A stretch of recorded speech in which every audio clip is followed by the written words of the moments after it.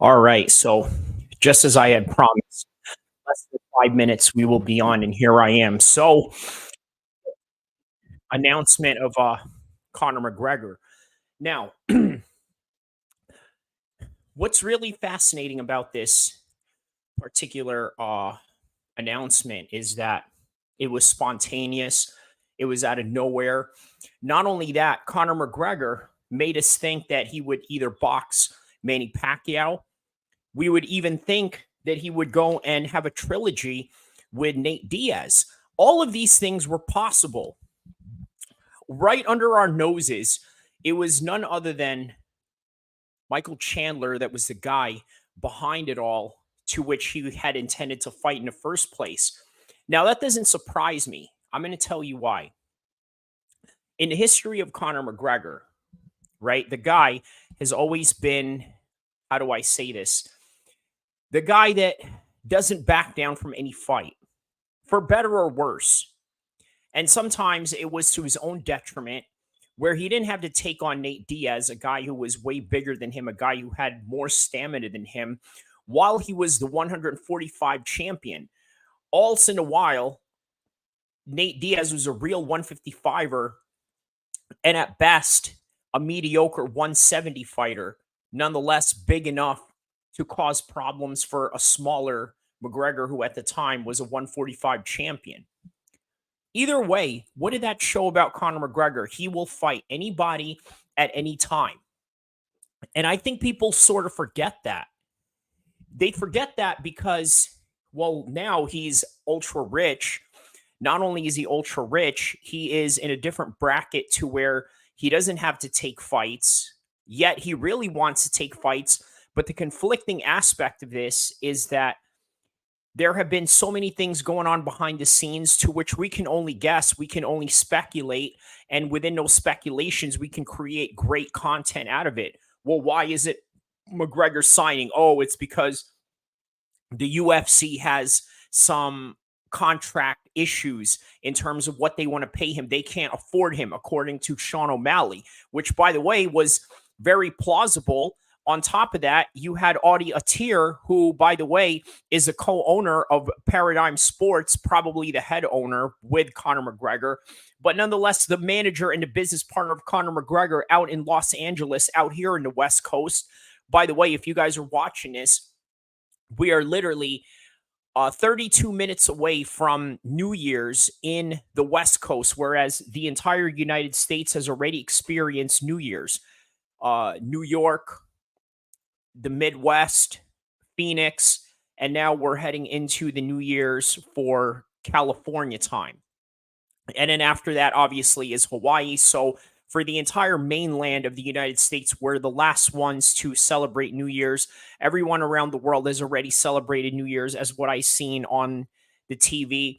You had Bangkok, Sydney, London, Paris, all these major cities around the world, Dubai, everywhere. They've already had their New Year's, and here we are. So I'm literally doing the last stream of 2023 and the first stream of 2024 as we sort of make this live content in real time in the current moment of time, whether you're watching this now, whether you're watching this in the future, or somewhere in between. But the main topic at hand tonight and going into the new year of 2024 is Conor McGregor's return. We had anticipated his return to come back this year because of the fact that, well, he had some issues with his leg from the Dustin Poirier fight.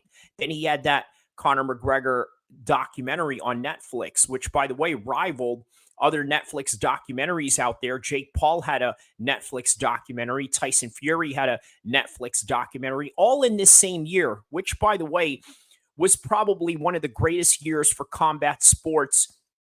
Whether you were an athlete, whether you were a fighter, whether you were a coach, whether you were a promoter, whether you were a manager, or whether you're just a fan at home enjoying all the festives and all the drama that is going on in the world of MMA and boxing and all the other sports that are involved around this particular set of community that we call combat sports, MMA, boxing, and everything in between.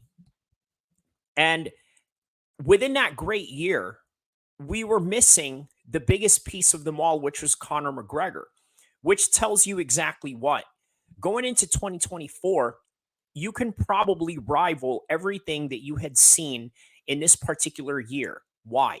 Well, for one, you didn't have Conor McGregor last year, but they did great. So what does that tell you about the UFC? The UFC is a brand in and of itself that is way bigger than the fighters in terms of you can book a show somewhere around the world. Let's see. Let's take a look at a random country that already has had their New Year's night. How about Bangkok? You could hold an event in Bangkok, right?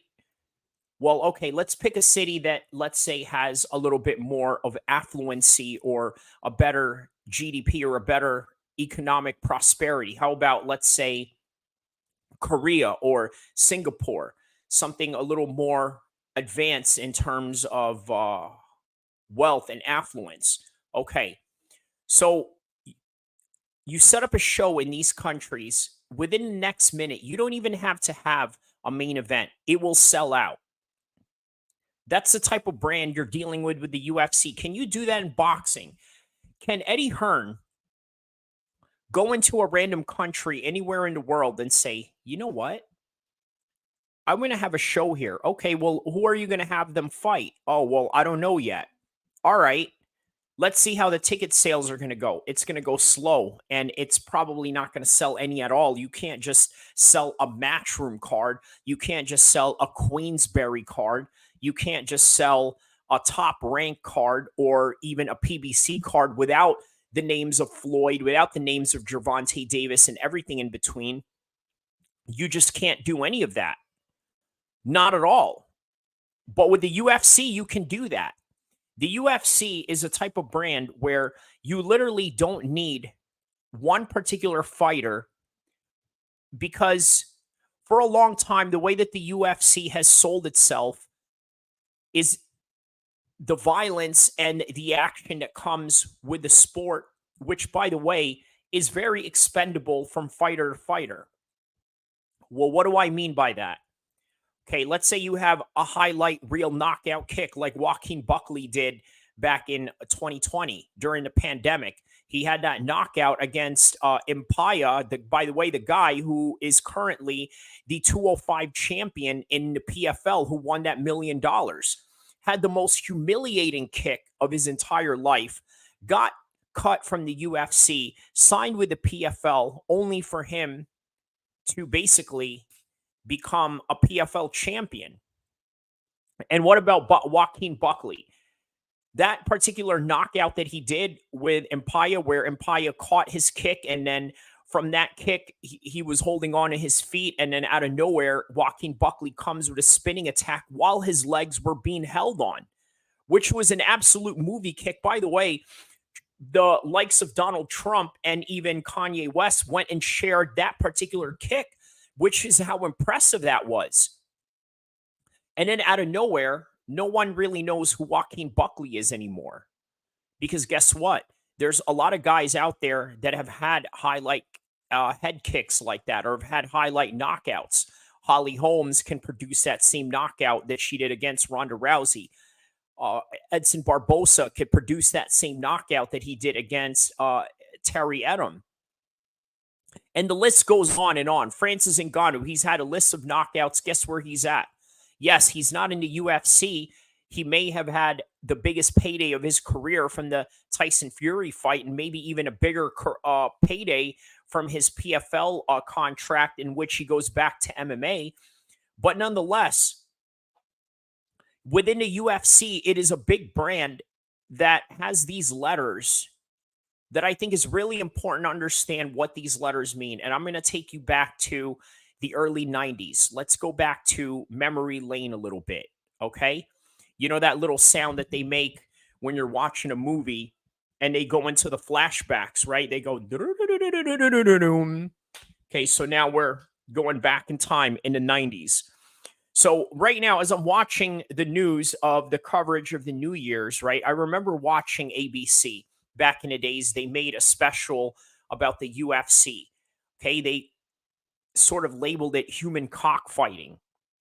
And then, of course, that was the era where John McCain was cracking down on the UFC simply because the UFC was rivals to boxing, which at the time was a big sponsor for Budweiser, right? In which John McCain was affiliated with. So you see the conflict of interest that came about.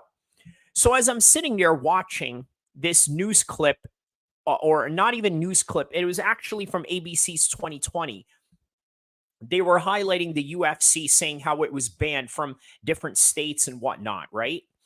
I had remembered watching this, thinking to myself, you know what?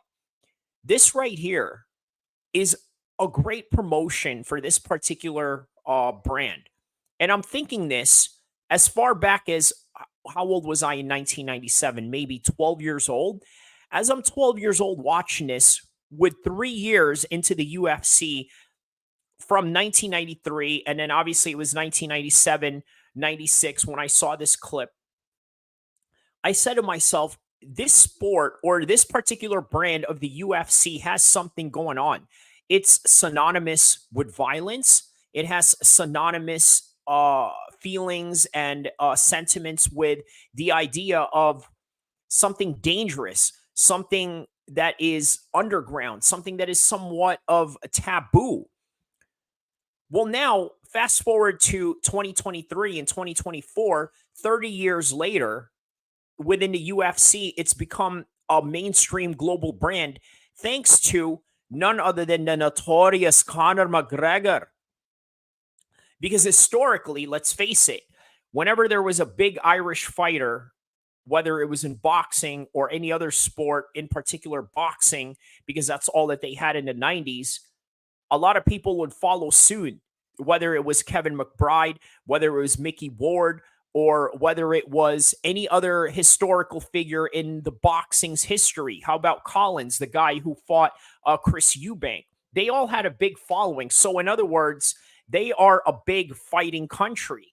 Now, what was significantly different, and by the way, not to get off the tangent, I just wanted to sort of highlight McGregor here. What was really fascinating about McGregor was, unlike the other Irish fighters before him, he was brash, because oftentimes the Irish were known for being humble, being somewhat of, let's say, a people that came from an oppressed class of demographics based on the fact that they had a war with the British Empire. And not only that, when many of them migrated to America due to the potato famine that had happened in Ireland, they had faced discrimination from the Anglo white Americans that were in this country, and later sort of pushed the Irish into the ghettos of America.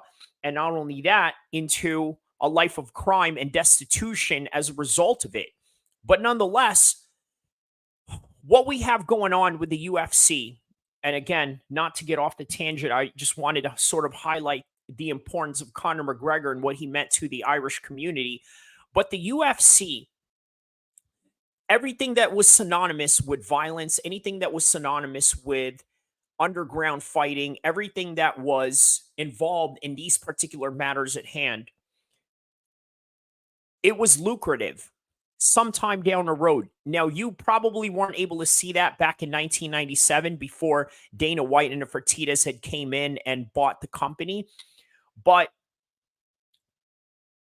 what people know about the UFC is that it was a first of its own kind. Yes, was there such thing as no holds barred fighting from back in the days? Yes, there was such things as those.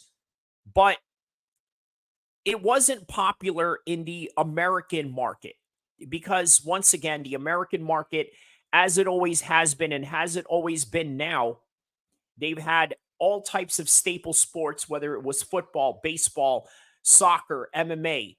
I'm sorry, soccer, hockey, and baseball, and you get the idea. All these mainstream sports, right? Even boxing.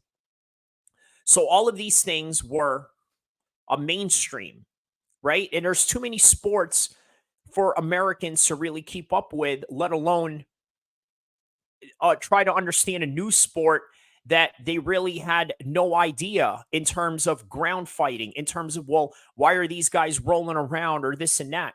So, fast forward when the Fertitta brothers and Dana White had bought the UFC, what happened? Why did they buy this company? Because they knew that when it came to no holds barred fighting, valet judo, and all of that in between, the UFC was the number one brand in terms of that particular sport.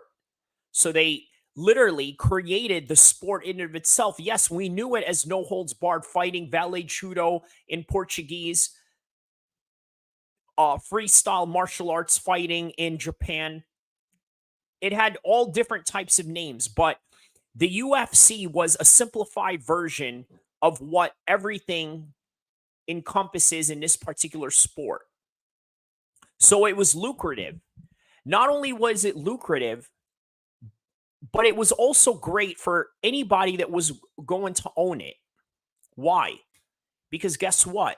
The brand is now bigger than the entire athlete roster that you could provide. In other words, the athlete roster is very much expendable. In fact, it is so expendable that if, let's say, you were to wipe out the entire UFC roster right now, you don't think that there's plenty of fighters around the world that they can pull the talent data from? You don't think that they can go to Russia, sign 20 more other guys? They can go down to Brazil, sign 30 more guys. They can go down to China, sign 50 more guys. They can go down to random gyms in America for guys that are waiting their turn and sign 70 or 100 more guys. Next thing you know, they have a 400, 500 roster of new people from the previous ones that have hypothetically been wiped out from this example that I'm trying to set for you in this particular story that I'm trying to convey with why the UFC is so powerful. They don't need anybody. You need them. That is the quintessential reality of UFC as a business, as a practice. Now, make of that as you will. Going into 2024, they're going to have some serious lawsuits on their hands. They have new investors involving the WWE. And you got to ask yourself, how is that going to affect their relationship with somebody like Dana White, who has been part of the UFC ethos in terms of, we don't care what you think, this is as real as it gets, and you get what you get, and that's it. That's the reality of it. Just like the results of the fighting, right? It's not like pro wrestling where you have to have the top guy always win all the time. You got to have the John Cena's and the Hulk Hogan's of the world win all the time. No, this is a real fighting situation, which means that anything can happen, and the results in and of itself is something that you're going to have to enjoy whether you like it or not. And the results and the variation of those results is literally what you're paying for.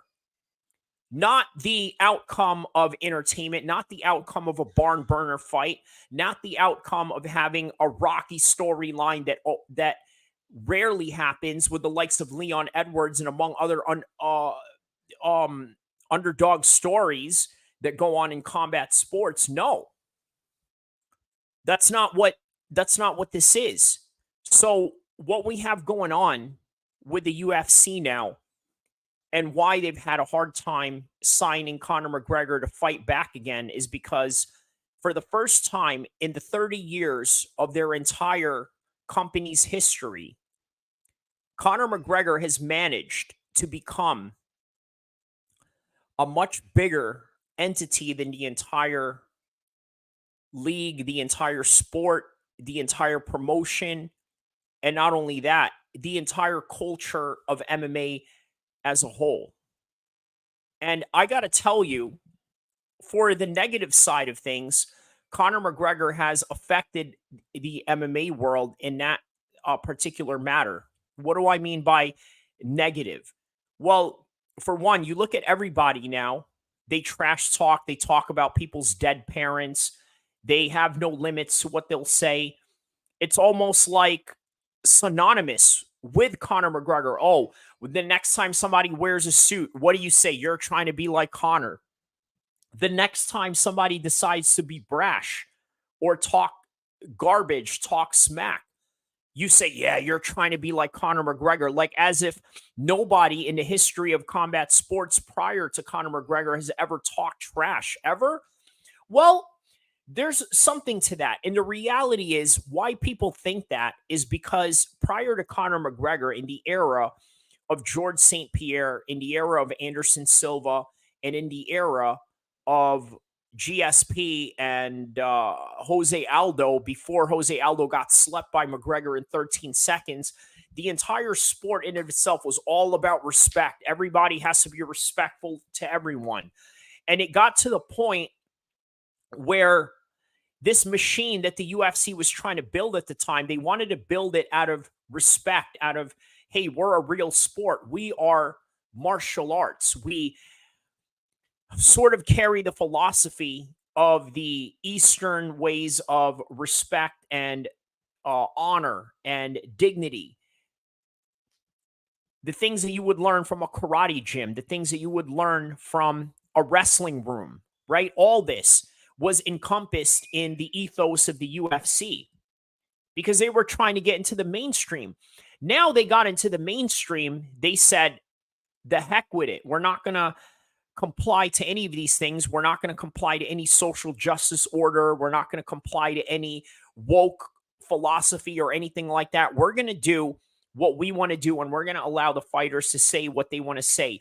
And then on top of that, from 2013 until this particular time frame, 10 years later in the career of Conor McGregor, he's normalized it. He's normalized this aspect of rude behavior that, by the way, we've seen plenty of times in the world of boxing. Every time somebody mentions how outrageous Conor McGregor has behaved, this is what I say to myself or what I tell others. Have you seen Muhammad Ali in his lead up to the Thrilla in Manila fight against Joe Frazier, where he showed up at his hotel room firing shots with a gun, by the way, a live gun with live ammunitions, shooting at his balcony? Now, obviously, it wasn't to try to shoot him because then we wouldn't have a fight in the first place that went down in history, but it was a way to scare him.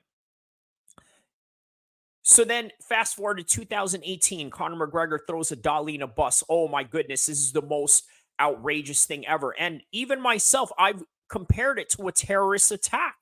I've said this. I even gone on some right wing podcasts and have said this. And said, yeah, what Conor McGregor did in that particular time frame was nothing short of a terrorist attack. He prevented fighters from being able to fight. And not only that, he prevented others from being able to make money while here he is, this super millionaire fighter coming off of the Floyd Mayweather boxing match. All of a sudden affects the likes of Ray Borg. then comes into a settlement with the likes of Michael Chiesa. Next thing you know, Michael Chiesa, with his side job as an analyst for Fox Sports at the time, shows up there with Rolex watches and new suits, and nobody can explain why. Well, it's because of the settlement that he had going on. But nonetheless, that was the reality of the sport. Now we've created this new ethos of acceptance to trashy behavior. And I remember back in the days when Bret Hart was in the WWE, he mentioned something to the effect where, you know what, I just cannot believe that this has become somewhat of a Jerry Springer type of show when the WWE started going into the Attitude Era. And by the way, this is where we are at with MMA in the current moment of time. We are in the Attitude Era of MMA. But now that I've gone on for 27 some odd minutes talking about Conor McGregor's return, the history of the UFC, on top of that, while counting down the New Year's here in the West Coast with 10 minutes left before 2024 starts, all of these things, I got to tell you, could come to an end. And I'm talking about Conor McGregor. This could be an end of an era coming into the summer of this particular year. Or it could be exactly what he coins it to be, the greatest comeback of all time. Let's read what he wrote here. Ladies and gentlemen, Happy New Year to you all. I'd like to announce the return date for myself, the notorious Conor McGregor. The greatest comeback of all time will take place in Las Vegas for International Fight Week, June 29th. And the opponent, Michael Chandler. And the weight, Mr. Chandler, 185. That's Conor McGregor for you. Now, great antics, great promotion, great delivery. He looked like an absolute James Bond villain in the way that he conveyed his message. Guess what? We could potentially be seeing an end of an era. Now, does that mean an end of an era for the Attitude Era of MMA? No. Because what Conor McGregor has now infested in the world of mixed martial arts, I think is going to carry over way beyond past his career when he retires. He's going to be influential to a lot of people in the world of MMA, even after he changes his attitude. Because here's another thing I want you guys to understand. And by the way, this is not a kicks and punches type of conversation that we have going on with Conor McGregor tonight. We're talking about his impact of the game, how much he has left, and what he's going to influence as time goes on after his career. After he loses this particular fight with Michael Chandler, I think he's going to call it quits from this point. Or perhaps maybe the UFC will give him an easier fight after this. But at what point does the fights get easier? And at what point is he going to have to sit out for a while after, let's say, he gets another bad injury from this fight? Here's another thing I want to talk about. Conor McGregor is playing a character. And sometimes to the point where he becomes lost in translation to who he is as a character, who he is as a man, and who he is as his real personality. Because sometimes you can play up this role so much so that it becomes you. This is why, in my personal opinion, well, not my personal opinion, but in my personal observation and in the knowledge that I have understood everything about the Islamic religion, is that, well, to be honest with you, this is a reason why acting or sort of playing in movies is looked down upon in the Muslim world. And I'll give you an example of this. Back in 2005, or it was 2006, right around that time frame, when I had gone to visit Egypt, I remember one of my family's friends out there, he talked about how one of his aunts was in a movie. And I said, wow, this is amazing. Your aunt was in a movie? But guess what? These people live in a village in Egypt that was highly conservative. by the way, very strict and orthodox practicing Muslims, they said, this is a shame that she was in a movie or this and that. Again, you would have to be Muslim to sort of really understand why these things are haram, why these things are looked down upon from highly religious people and everything to that extent. But I think the overall wisdom of that reasoning is because of this. Well, you act the way that Tupac did in Juice. You don't think that you're going to become that guy? You act the way that Denzel does in Training Day. You don't think that a part of that personality is going to be seeped in you if, let's say, you don't have a certain level of, I guess, filter to try to turn that off? Now, you look at Denzel, out of all the actors in this crazy world of Hollywood, he seems to be the most based of them all, right? He seems to be a very devout Christian, seems to be very level-headed. Keanu Reeves, the same thing. So this stereotype that everybody in Hollywood is no good or this and that, obviously there's exceptions to the few.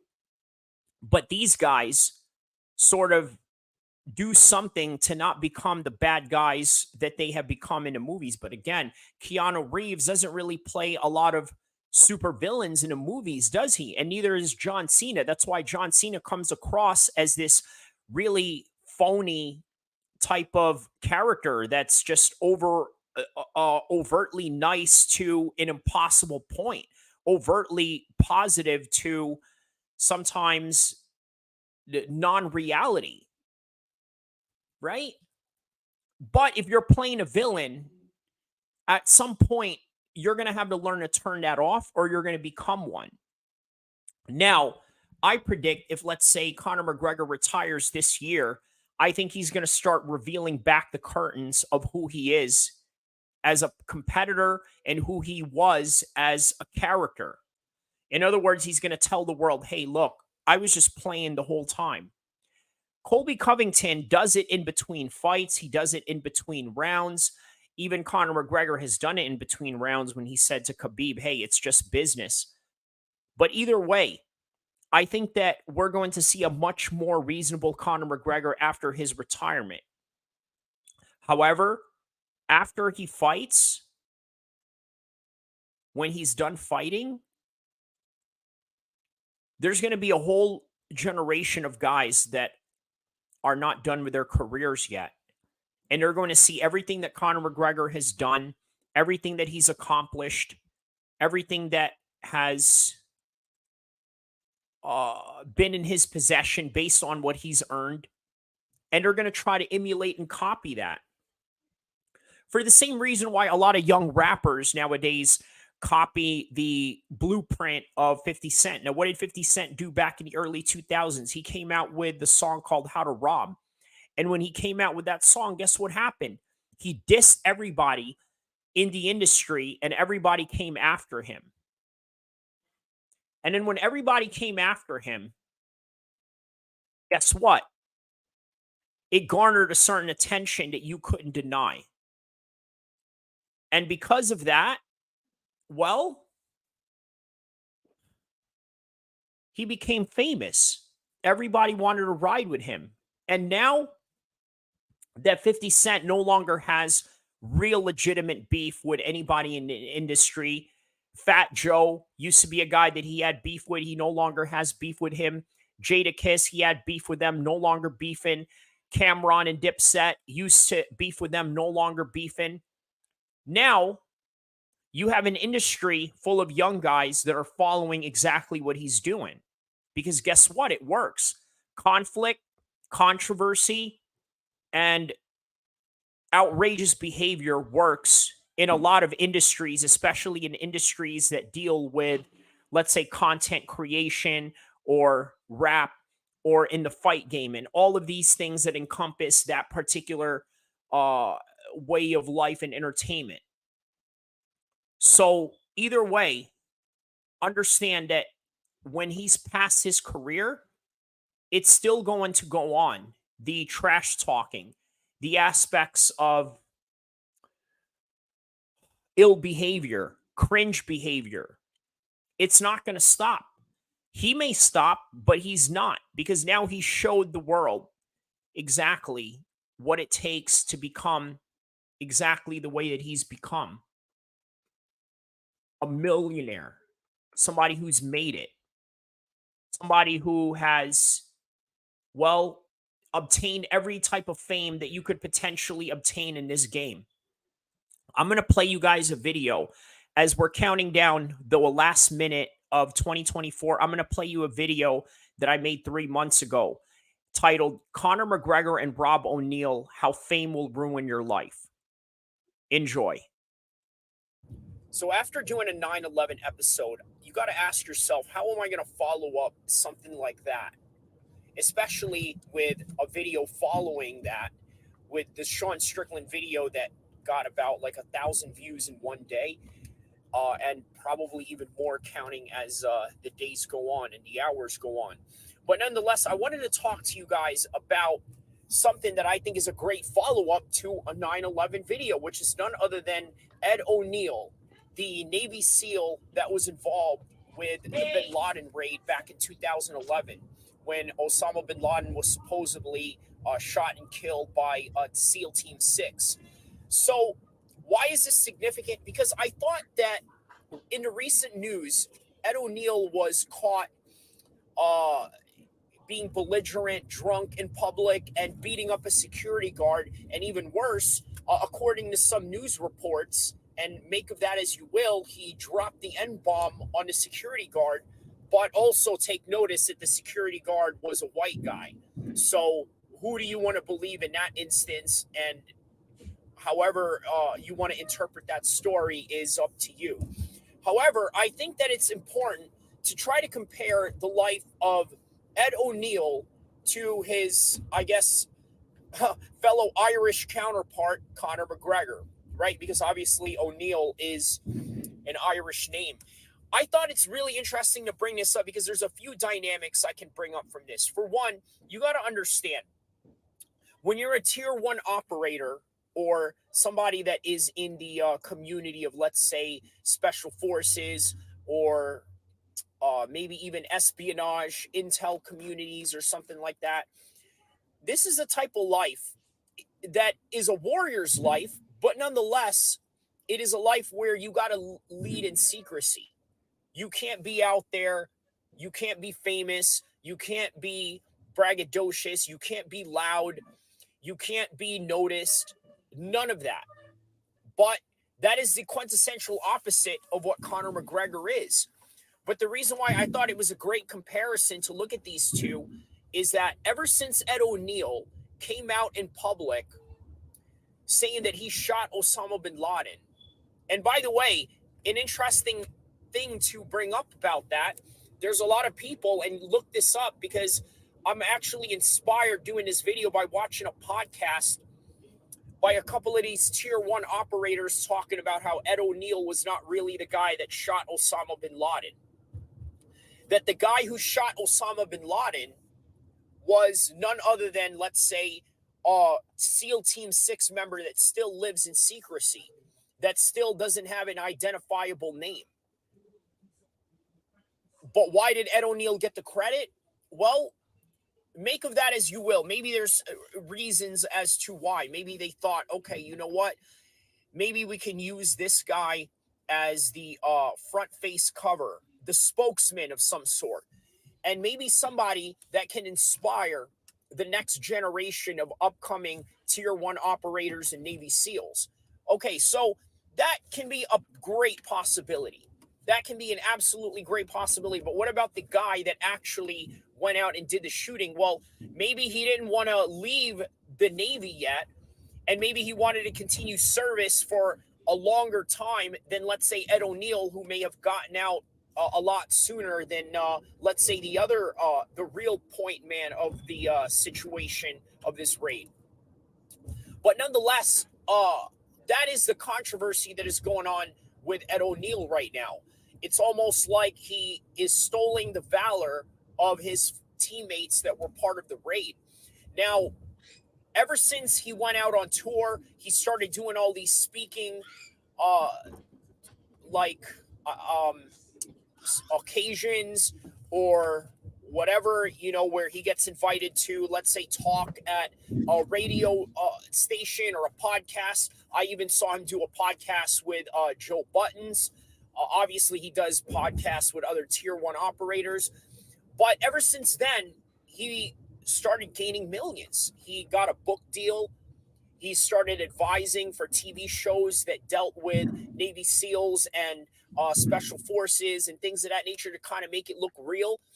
Very similar to how the LAPD goes and advises all these different cop shows that they have going on to give some sort of realistic aspect of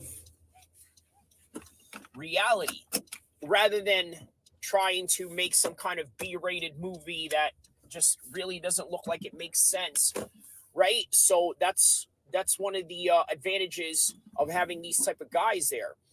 Now, with Conor McGregor, ever since he became double champ, the guy was just an absolute menace of a thing, right? He started getting into fights in the pubs. Obviously, the famous scene of him punching an old man at a CCTV camera in Dublin, Ireland.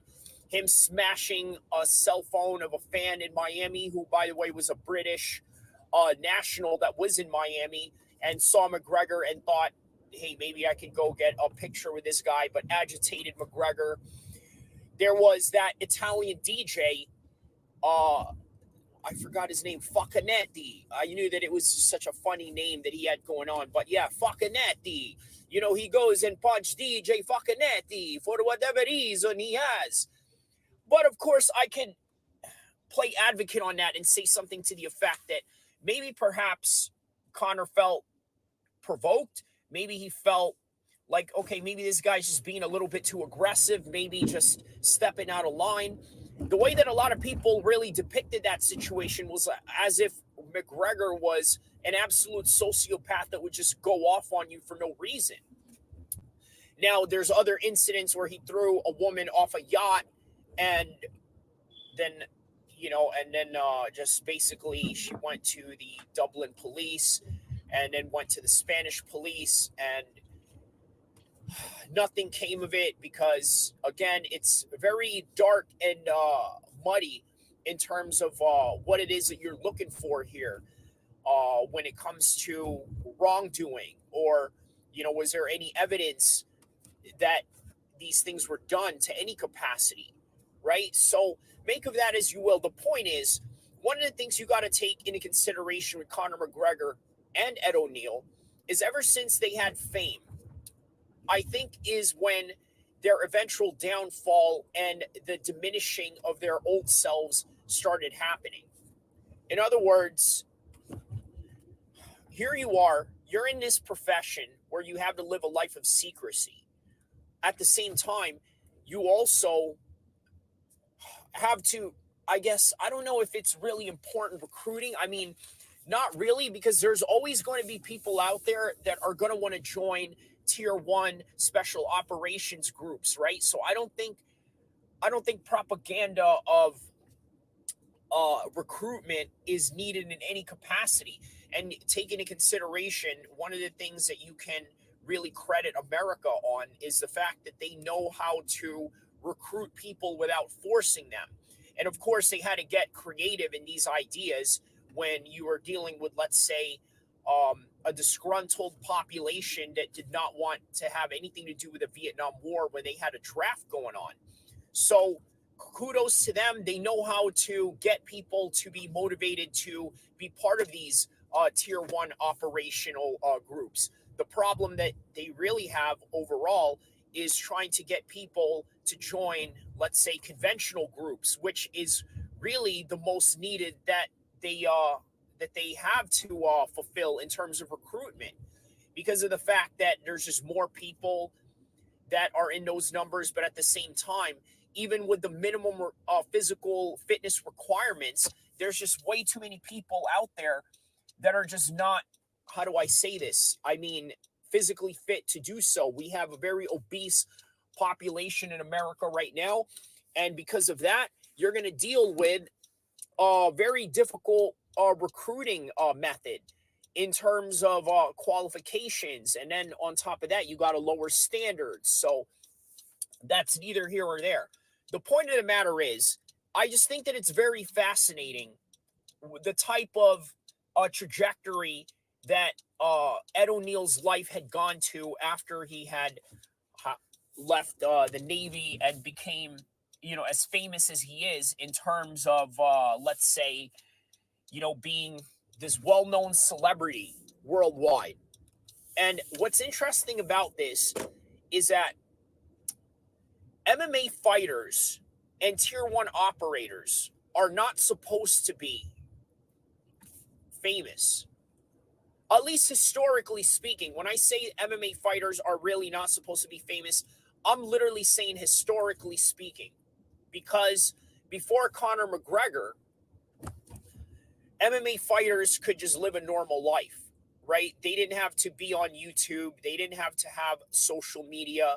They didn't have to create all these presence on the media sphere for them to be, I guess, considered a fighter. Or, I mean, the point of the matter is nobody fought for fame, is what I'm trying to get at with uh, the prior to the Conor McGregor era. Nobody wanted to be famous in the MMA world. What they wanted to do in the MMA world was go in there and test themselves against some of the best martial artists in the world.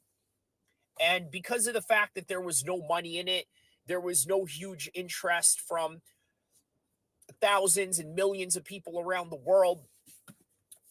The pursuit of it was noble, okay? Because nowadays, if you are a mixed martial arts fighter or you are an upcoming prospect, what are some of the dreams and aspirations that you have?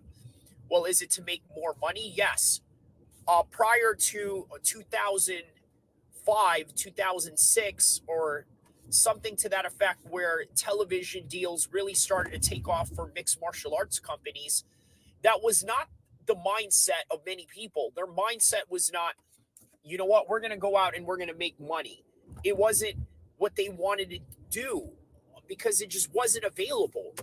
Well, now, after Forrest Griffin and Stephen Bonner got into that barn burner of a fight in the Ultimate Fighter series final, it put UFC on the map in ways that it never put mixed martial arts on the map ever before.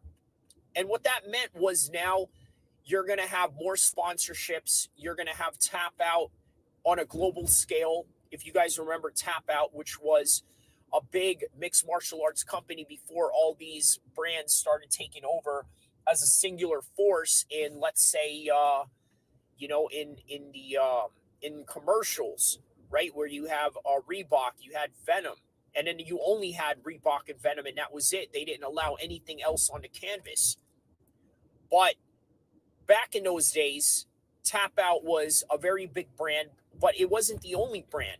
There were other guys that were coming in there with shorts, such as Headrush, Dethrone, which was very big for Conor McGregor and for Jose Aldo. Bad Boy, a very big brand for Vitor Belfort and the likes of Chris Weidman. So all these things were a reality in mixed martial arts in the mid 2000s and moving forward. Now, the art of mixed martial arts is not so much about just the art in and of itself. Now it's about notoriety. Now it's about fame. And it's not anymore about, well, this guy can beat this guy, or this guy would be a good matchup for this guy, or maybe we can get this guy to fight this guy because they got beef going on. It was more like, nah, I'm not going to fight this guy. He doesn't have the proper ranking. Because now they introduce rankings into the UFC. If you notice, it wasn't really too long ago they really started implementing rankings. Okay, prior to that, in the 2010s, in the early 2010s, there was no such thing.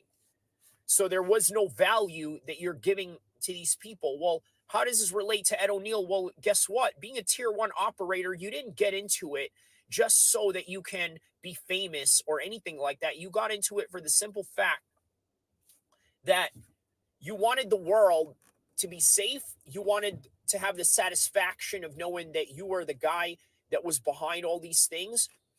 But then, more importantly, there wasn't any of this book deal that was present or is guaranteed if you were to go into a military career. There's none of that. It's not guaranteed. And you're going to be okay with it, just like you were okay with making $100 a fight while you were fighting for scraps back in the day. This is important to know that. These are the parallels and the realities of mixed martial arts fighters and tier one operators. More so with MMA fighters, because guess what? As an MMA fighter, you are encouraged to be a rock star. But as a martial artist, you're not encouraged to be a rock star. And I want you to know the difference. When you're a mixed martial arts fighter, you're required to be a rock star. Why do I say that? For the simple fact that it's just good and lucrative for your brand. You're able to market yourself a whole lot better. Not only that, you're able to leverage negotiations when it comes to contract deals, when it comes to contract renewals. And then on top of that, you're able to give yourself an advantage when it comes to, let's say, closing in on commercial deals, being able to have sponsorships. That's where it's important. As a martial artist, none of that matters. So being an MMA fighter, you got to cross the lines between being an actual MMA fighter, which means, and everything that encompasses with being a business, being a brand, being a product, and as a martial artist, as just somebody that just lives the life of a warrior.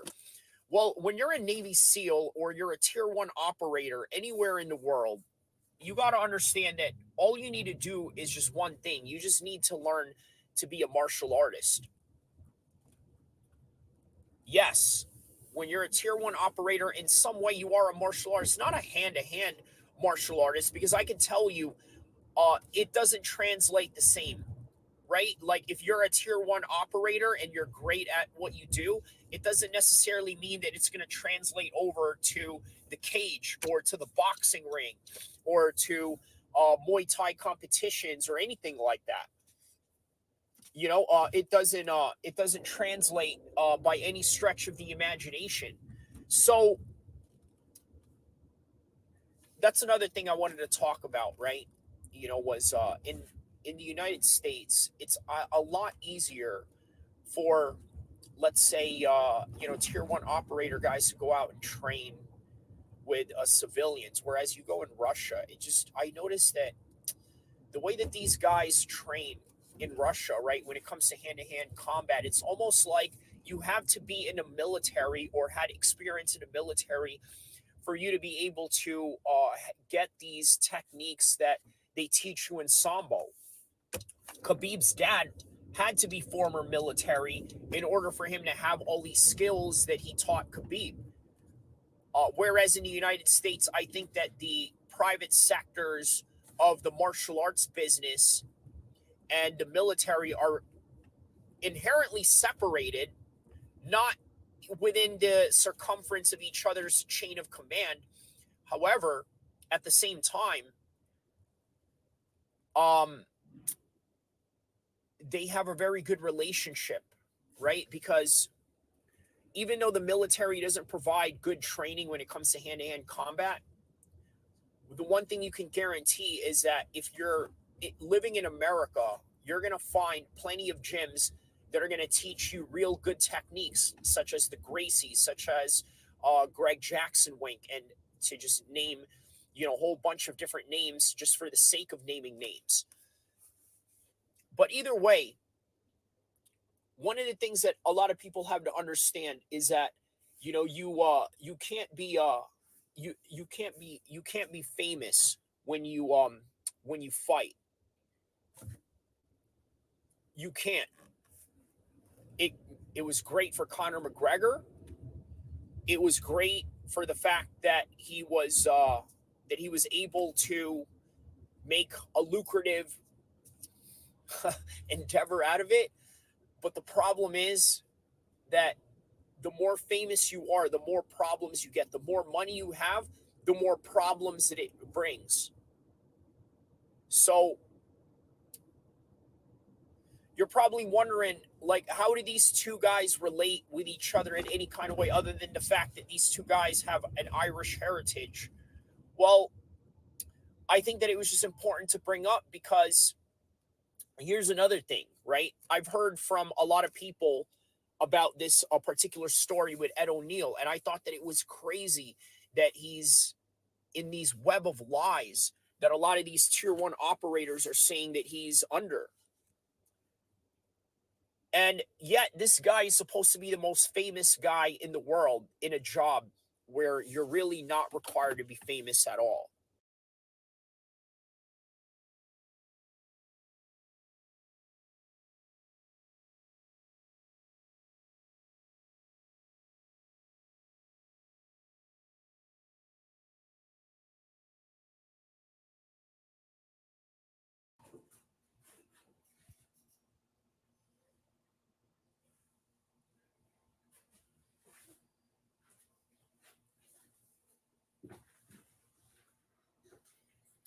So, as I'm sitting here on a fight night between Marvin Vittori versus Jared Cannonier, there came a news about Conor McGregor and his alleged sexual allegations against a Miami Heat fan in which he was attending a Miami Heat NBA Finals game between the Denver Nuggets and the Miami Heat.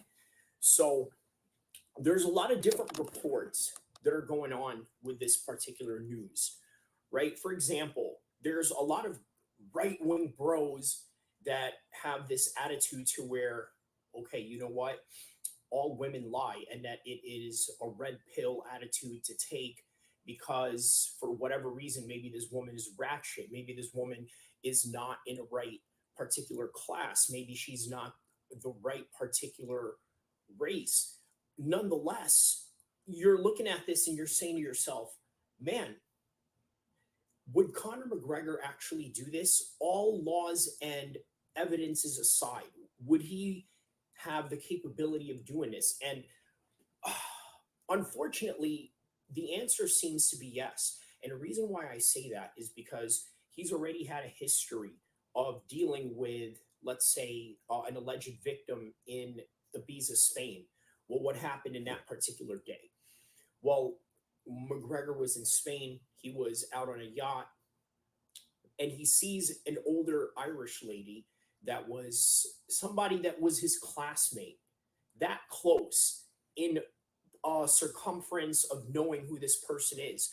Well, the alleged claims have come to the conclusion of that this woman was thrown off a boat.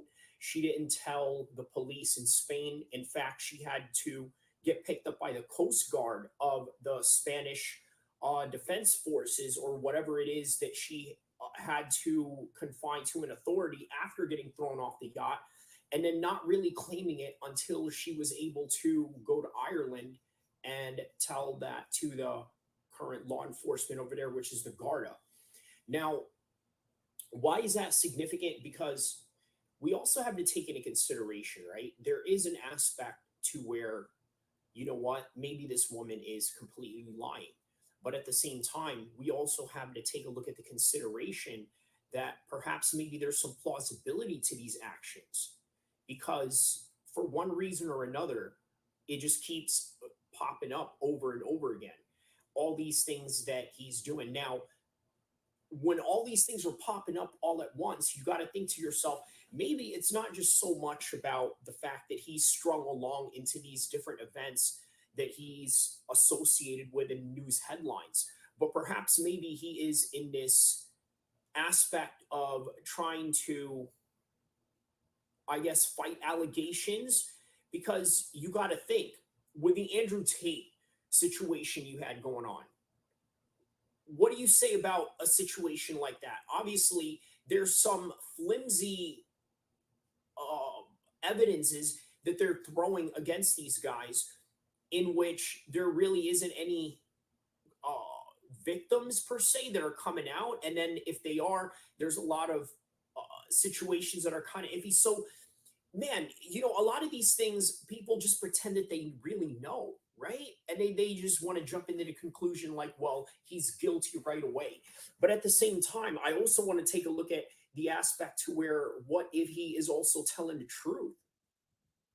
Because if McGregor is telling the truth, which I mean, it's hard to really say, but at the same time, you got to think to yourself, he's done all these other things. Now, the Dolly incident, it's really irrelevant, right? But you can tie that into it if you're, let's say, one of these casual minded fans or these people that don't understand nuances or different pathways that a certain situation can go to. Because the way that people are fed these days are fed into the system of the red way or the blue way, the Democrat or the Republican, the Mets or the Yankees type of narrative. A lot of people get really hooked into this in in a very easy fashion. I mean, it's not really that hard nowadays to really indoctrinate people into believing certain things.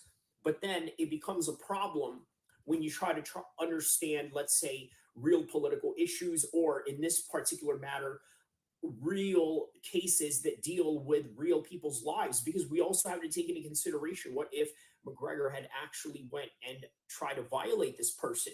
But on the other hand, you got to think to yourself, what if this person is just going out there making this stuff up? Because if you're not going to look at those two lenses of views, I think you're going to only look at the evidence in which one path you're looking for, rather than trying to understand all the paths that go within this story. And what do I mean by this? Well, for one, it's not that far fetched to think that this person is just a ratchet gold digger that is trying to get some sort of compensation out of this. Well, for one, she asked for no police charges, yet she wants a settlement against the Miami Heat, against the NBA, and then on top of that, against McGregor. And they could try to throw the UFC in there as well with the lawsuit that she's trying to do, all because one particular UFC fighter, which is the most famous of them, none other than the notorious Conor McGregor, went and somehow got into this little exchange with her, being taken into the bathroom. Nothing against her will, from what it seems. But at the same time, you also can't dismiss the aspect of, well, what if she said no midway?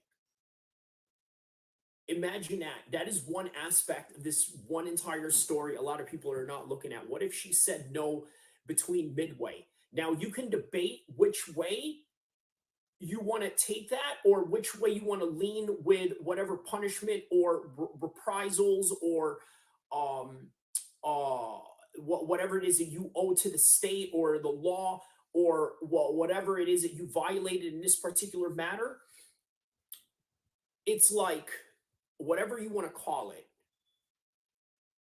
the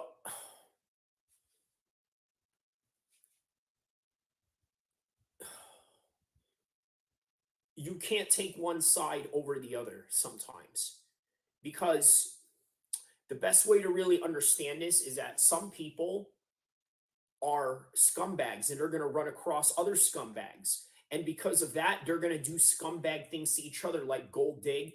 And then there are people out there that really go out there and violate people. I mean, is it really that far fetched to believe that a fighter or anybody else out there can be guilty of this? But at the same time, is it really that far fetched to understand that a lot of people out there are just liars?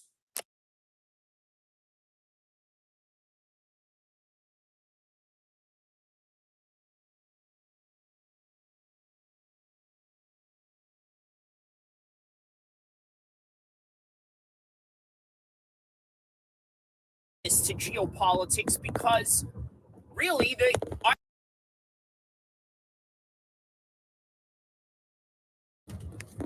right now, Conor McGregor has one of the biggest inconveniences in his life right now: a government that is investigating you.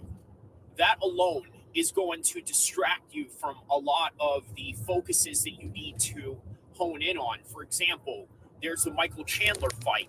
There's also the pressure to basically headline UFC 300, a very big card that the UFC is making a big deal out of because of the number and because of its significance and the fact that we are landing in 30-year mark of the UFC, or so at least in 2023. Obviously, in 2024, that makes it 31. Now, speaking of 30s, Conor McGregor is now 35 years old, and you got to ask yourself, where has the time gone? He came into the UFC at 25, no, I'm sorry, 24 years old, maybe even a little bit younger. Yeah, 24 years old. He came into the UFC, dominated from 2014, 2015, 16, and then after that, it was quite a bit of a downhill because of just different mishaps. Obviously, part of the game, you win some, you lose some, but then he tried to get back on the horse, and it just became a problem continuously because, one, there was a pandemic, and why was that a problem? Conor would have loved to have fought in an empty crowd arena. The problem is that would not sit well with the UFC because you're missing out on the revenue that you could make with an arena fight, and it cheapens Conor McGregor as a product. Now, some can argue and say that, you know what? Fighting in a pandemic, you would have made a whole lot of money based on the ratings that you would have been able to pull. And if there's anybody that was able to pull ratings during the pandemic, it would have been Conor McGregor. Unfortunately, that wasn't the case. He wasn't allowed to fight because it was a very difficult task for not only the matchmakers, probably that's the easiest part of them all, but when you're talking about a distribution company like Disney, ESPN, on top of that, as a media conglomerate, you got to work really hard in trying to promote the fact that there is a Conor McGregor fight going on. You have to inform every part of the globe, including people in your country, including people outside of the United States, and on top of that, people within Ireland, which is the fan base of Conor McGregor in the first place, which segues me into Ireland. Because right now, Ireland as a government is targeting Conor McGregor for quote unquote inciting violence. And obviously, this is a follow-up video to the first video that I did regarding Conor McGregor and Tommy Robinson and how all of this relates to the fact that, well, I mean, it's a fighting channel that you're watching right now. It's not a political channel. And again, this is why I say that this channel shines in these types of concepts, because as much as I'm trying to talk to you about how much this will affect his fighting, his technique, his preparation, and then talking about the business side in which the UFC was not profiting from putting him out there in fights during the pandemic, you can't help but relate this to geopolitics because really the Irish government wants to get involved. And you know what I said in the last video? They want to create some sort of laws that prohibit certain speeches online. And currently, they don't have these types of laws to facilitate whatever it is that they're investigating Conor McGregor for. And now they want to give a reason to why they're even investigating him in the first place. So while they're investigating him, they're creating laws. And again, this is why I'm telling you guys, this is not like America or anywhere else in this part of the world, i.e. Canada or maybe even Mexico. Obviously, a completely different ball game in terms of their, third world ways of being able to work through their government bureaucracies. But nonetheless, all governments are quite all the same in a lot of ways. One, if you give them a certain leverage of power, they're going to use it to a certain advantage that is going to either help them, their people, or their party, or whatever type of entities that are involved in the mix. But in this case, one of the reasons why the Irish government wants to go after Conor McGregor so bad is because of the fact that, well, let's be honest, governments want to tame down chaos and things that, well, are not, let's say, controllable, right? They want to be able to control things, right? Check this out right here. There it is. It's a little ATV action. So what I was saying was that, like, governments want to be able to control their citizens to a certain degree. Yes, there is a certain aspect of freedom that you are granted, but you also got to understand that if the governments cannot control their people, it's going to cost them some tax money. It's going to cost them property damage. And on top of that, you got to take into consideration why George Floyd's case was the way that it was, even if, let's say, you lean towards the decision that Derek Chauvin didn't do anything wrong. That is, if you hold that type of opinion. And the reason being is that there is a conspiracy looming around saying that they needed to have Derek Chauvin guilty because guess what? If they don't, then the property damage and everything that's going to go on as a result of reprisals and crowd anger and mob mentalities is just an absolute expensive mess for the government. So they want to clamp down and control it. Well, guess what? Conor McGregor, he doesn't have to just worry about fighting. Obviously, fighting is on his mind. Michael Chandler is on his mind. And by the way, all of these investigations could literally delay all of that, if not put him out of the fight altogether. So this is what's going on. They want to control Conor because they know that at some level he has more control over the Irish population than maybe even the government itself.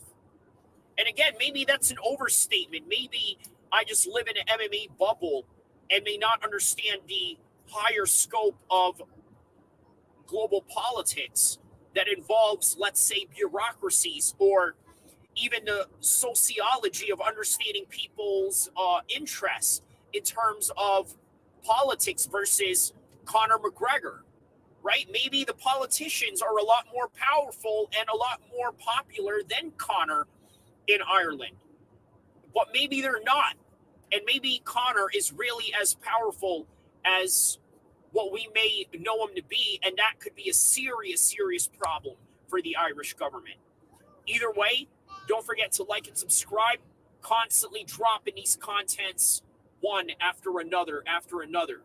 As long as you continue to watch, like, and subscribe, I'm going to continue to drop more so that I can facilitate some of the most objective opinions out there that other content creators may not be able to provide you. But that is the name of the game: objectivity mixed with entertainment and giving you my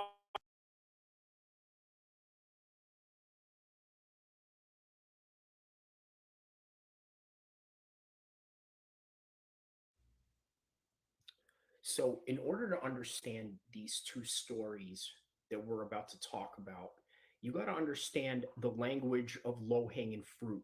And what exactly does that mean? Well, what that means is that when you don't like somebody or hate somebody so bad, you're willing to say anything to get to them or hurt their feelings. And I think that's really what's going on here. On the one hand, you have Conor McGregor claiming that he can beat True Geordie in a fight, and then True Geordie claiming the same thing. On the other hand, and the other story that we're covering right now is Tyann Booth in a situation where he hates this guy Coogan so bad that he's willing to say anything to get under his skin.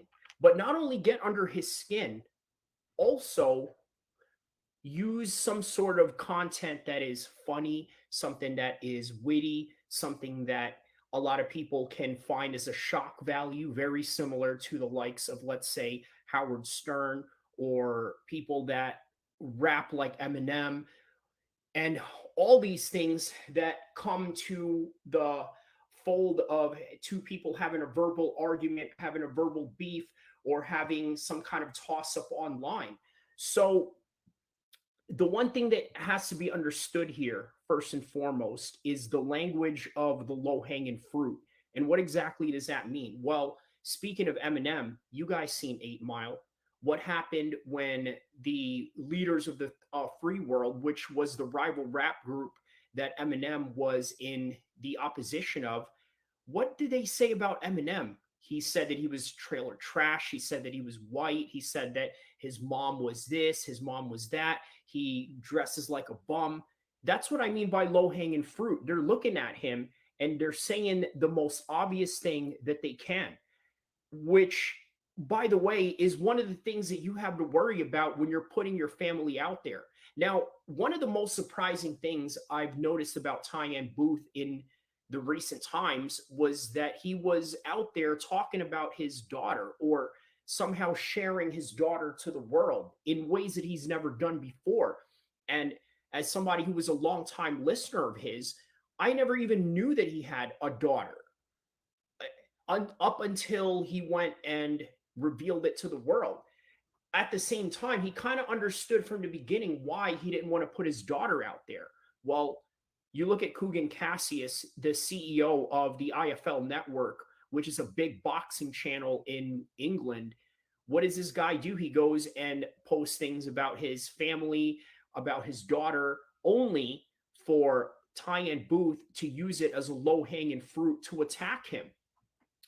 But in the midst of that, it made Tyann Booth look bad because there was a connotation of some sort of, how do I say this, nunce type of joke, or a joke that basically borderlined child molestation, which, by the way, you got to understand a couple of things about this, right? Did this make Tyann Booth look good in any capacity at all? Not one bit, because any God-fearing man out there, or any man out there that has any sense of protecting children, are going to find this disgusting. But at the same time, you also got to understand a couple of things. Number one, you got to understand baseline personalities. Does Tyann Booth have what it takes in him to do these things to children in any kind of way? Well, the most plausible answer at the current moment of time is no. And why? Well, let me explain why. For one, in the society that we live in, which are laws and regulations, he hasn't yet been convicted or arrested for any of these things. As a matter of fact, it seems that the opposite seems to be true when you watch his live streams or his podcasts that he does, or whatever content he puts out there. He does a lot of sexual innuendos and concepts of, let's say, online dating, concepts of trying to talk with prostitutes, which, by the way, he's been in trouble of before because of posting it online, and for the local police of his area in Sheffield, the UK, to go and look into him, which he brought upon himself. Now, you could say that a lot of that is content driven, a lot of that is for shock value. But here's something you got to understand, is that number one, the baseline of his personality just doesn't seem that way.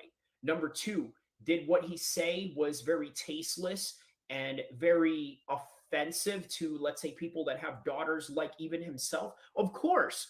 But we have to understand the reality of entertainment and everything that is brought upon in this type of industry that we have, in terms of the fight world, in terms of podcasting, in terms of content creation. Now, a lot of people do it that way, in terms of shock value, in terms of trying to get an audience's attention in any possible way that they could. Did you know Logan Paul and Jake Paul were exactly that? They were the type of guys that in their earlier days of YouTube went into a shock value system of doing the most outrageous things for views and attention. And that is a reality for a lot of people. They do find themselves in a situation where they have to garner this attention in a negative way. But at the same time, there are others, let's say like myself, who doesn't really fall into that category.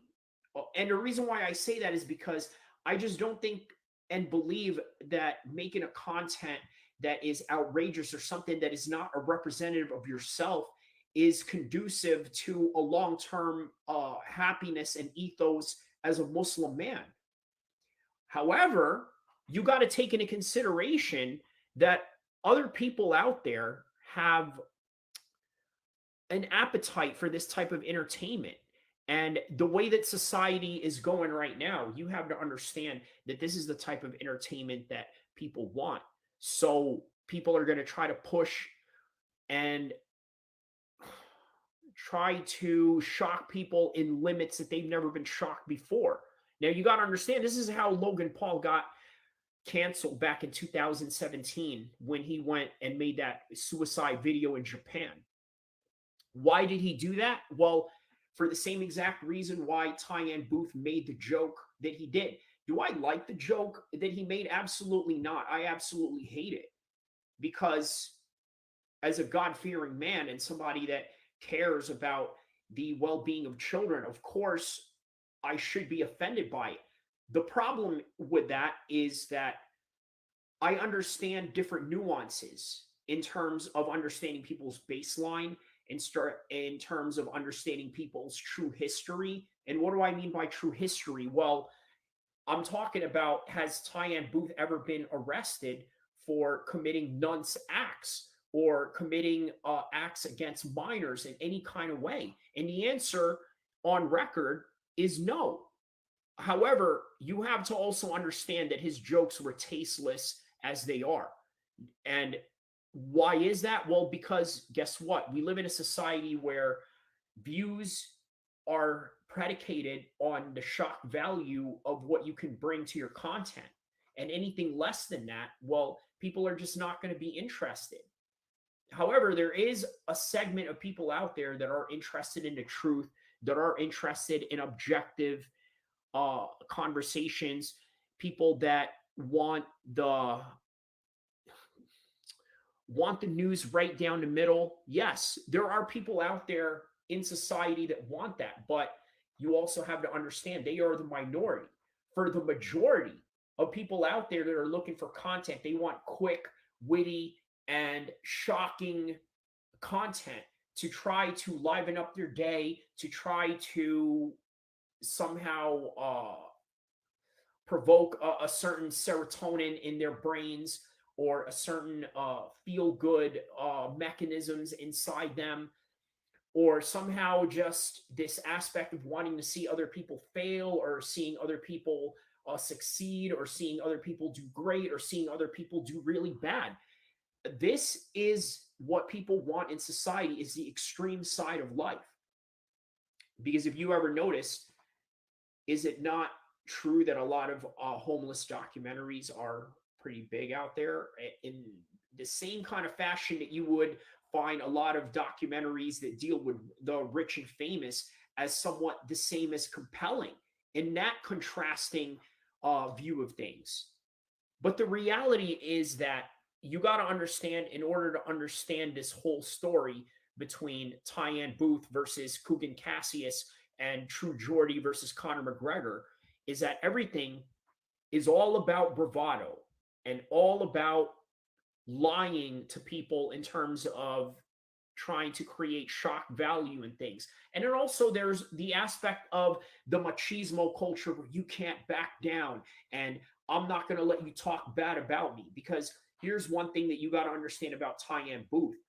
The guy loves to shock people, but at the same time, you also have to understand that comes with consequences. So what happened with Tyann Booth and Anthony Joshua? Well, you see in this picture right here, a very famous incident that took place with Tyann Booth was when he went to Anthony Joshua's gym, which I believe was located in Sheffield, his hometown that he currently lives in. He goes to his gym, and you know that Tyann Booth has a history of talking bad about other boxing people, such as media entities in that sport by the name of Michelle Phelps, Kugan Cassius, and of course he talks bad about other boxers, David Haye, Anthony Joshua, Gerald McLennan always commenting and saying things about how he deserved to be blind because of his actions that he did as a fighter, or during his prime when he had those dog fighting rings and his animal abuse and human rights records and that aspect that he didn't agree with. So he goes after anyone and everyone that is, I mean, you would say low hanging fruit, but at the same time, people that sort of deserve it, right? And Anthony Joshua, what does he say about Anthony Joshua? Well, he believes that Anthony Joshua is fake. So one day, Anthony Joshua goes and tries to confront him about it. He's like, man, what's up? Why did you do this? Why did you say this about me? I want you to get out of my gym. And in Tyan Booth's account of that incident, which you see in the portrait right here in the bottom left corner of the screen, which was depicted by some artist made for his Patreon. Well, the guy basically told him to get out of the gym because he felt disrespected. And what is the concept of that? Well, Anthony Joshua is feeling a little bit machismo. He's like, man, I can't let this guy talk bad about me, even though you could say that Anthony Joshua is in a way higher level than Tyan Booth in terms of boxing, of course. Now, maybe in terms of media content, then you could say that you got to admit Tyan Booth has a certain level of following about him. Why? Because he shares the British spirit of banter, of going the extra mile, of pushing the limits to try to offend someone or to try to stir things up. And it has consequences. You have the attention of these fighters going after you. Just like True Geordie making comments about Conor McGregor looking like he's drugged up at the same time. You got to understand that a lot of these criticisms are warranted. Okay? Because you got to think, Tyan Booth and his criticism towards Anthony Joshua is within the frame of, well, you're fake. You're supposed to be this top dog gangster or whatever, but yet you act like this goody two shoe, a poster boy for armor, and someone that is very similar to GSP in his prime. Now, the problem was GSP was really like that. He really was a nice guy. He really was somebody that was great to be a role model towards. Khabib, the same thing. Anthony Joshua is not that guy, and there's nothing wrong with that.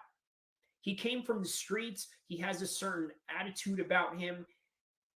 Instead, he would rather have been promoted in the same similar fashion as Craig David, as this clean-cut guy of black British man that is clean-cut, somebody that your kids can look up to. So there's a lot of pressure to go into that. But then when you have these incidents where people like Tyan Booth or those college kids that he tried to fight, right? I mean, you got to think that right there, that's where the animalistic side of your machismo-ness comes out. And this is the reason why Conor McGregor goes and he claims that he can go and beat True Geordie. And then True Geordie says the same thing. Well, what's the truth in that? Right? Because obviously this is a mixed martial arts podcast. This is a combat sports podcast. We talk about real fighting and we talk about real situations of what will happen in fights. Well, it's not far-fetched to say that on any given night, True Geordie could potentially beat Conor McGregor in a street fight if, let's say, he goes and sucker punches him. Now, in a squared-up situation where they start on their feet and then they say, okay, go right now, I mean, anything can happen, but you got to think that perhaps Conor McGregor has some certain technical advantages in that because of the fact that he's elusive, because of the fact that he has great footwork. But here's the thing. What if all the things that True Geordie is saying about Conor McGregor is true? Right? What do I mean by that? Well, what if all those things are true regarding the fact that, well, Conor McGregor is just not the same Conor McGregor anymore, right? He's not that witty. He's not that fast in terms of his twitch muscles that he can perform in the octagon. Well, True Geordie, he's 290 pounds. He's not really that much faster than Conor at that rate. And I've seen him spar in some boxing videos that he did, the guy looked like he was gassed out in maybe later rounds, or maybe even in some videos where he was hitting pads. He just didn't look like somebody that would look sharp later on as the rounds progress. But nonetheless, it's not anything that can be some sort of reality to any degree, right? Why? Well, because you got to understand, True Jordy is not a UFC fighter, and Conor McGregor is never going to fight outside of the UFC, nor will the UFC ever sanction or allow a fight like this to go on, right? But that's what I mean. That's what I mean when I say that there's a lot of bravado that is involved in combat sports.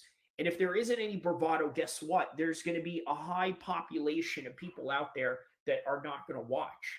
So you got to think, if you're a hardcore mixed martial arts fan or a hardcore boxing fan, you have to take this into account. Number one, if you're a hardcore fan, you are the minority.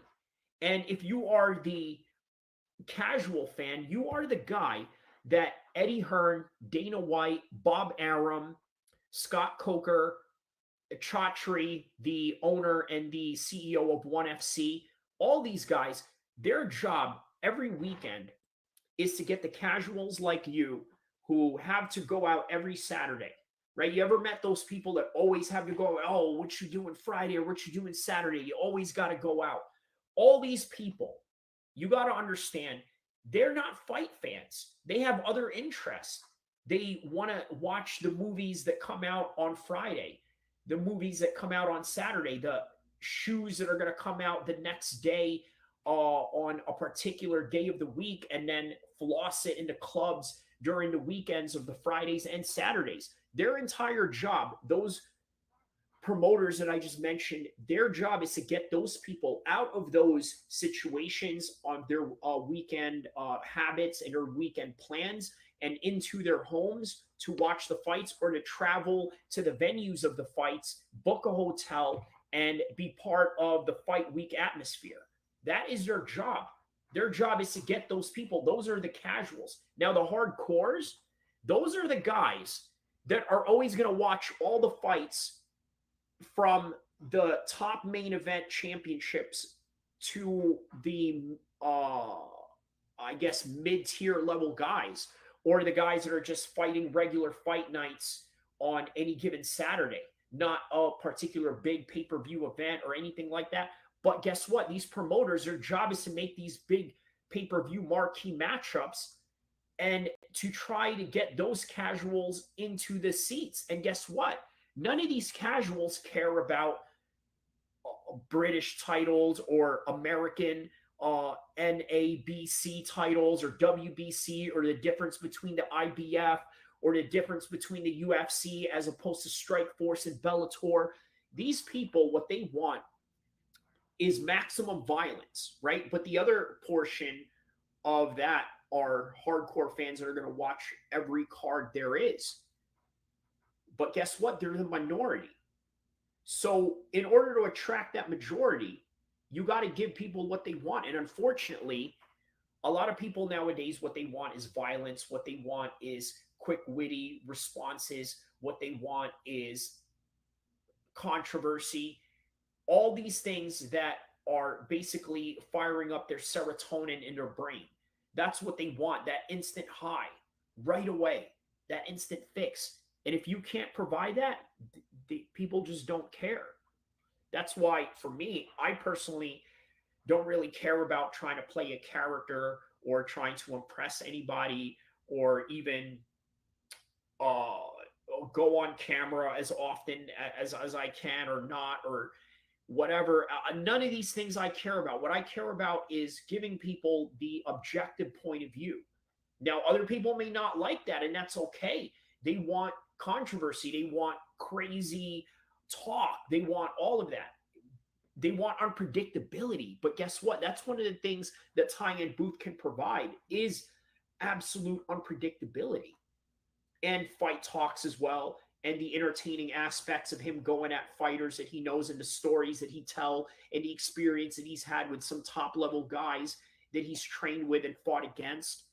those are the interesting aspects that I look for. And the others, guess what? They look for that degenerate British mindset that I think a lot of people are attracted to him by. For me personally, as a fan and a listener of his show, one of the things that I look forward towards about it is his stories against other fighters or people that are within the boxing business. In the same similar fashion, when I had some run-ins with Sean Strickland when he went and commented on my page and said some xenophobic comments regarding Muslims in Brazil and things of that nature, right? Like Tyann Booth has millions of those stories to tell in terms of the people that he runs across British boxing. So once again, this is all about entertainment and bravado. And anything else other than that, people just don't really care about. I mean, people are always going to tell and love the truth, but then there's people that just want to be lied to and want to be entertained and don't really care about being educated. And as long as those people are going to be around, you got to understand that all these things are going to continue to happen. All these controversial comments and these controversial contents that people make in order to try to entertain you and to try to get your attention.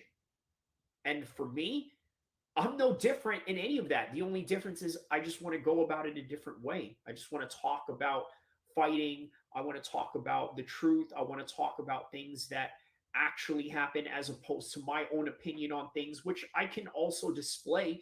But at the same time, I enjoy being a classic journalist in terms of giving you the point of view down the middle. And then there are others that just want to do it in a very entertaining fashion of insulting people, talking bad about other people. But again, a lot of these things are entertainment, but also take it with a grain of salt, will you?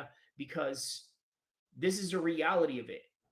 You're going to think the way that you're going to think about other people, but at the same time, the truth is the truth. And the reality of our current world right now is as messed up as it is. And people just want hardcore entertainment and sometimes entertainment that is not entertaining to others. But that's all I got for this particular segment. Enjoy the fights.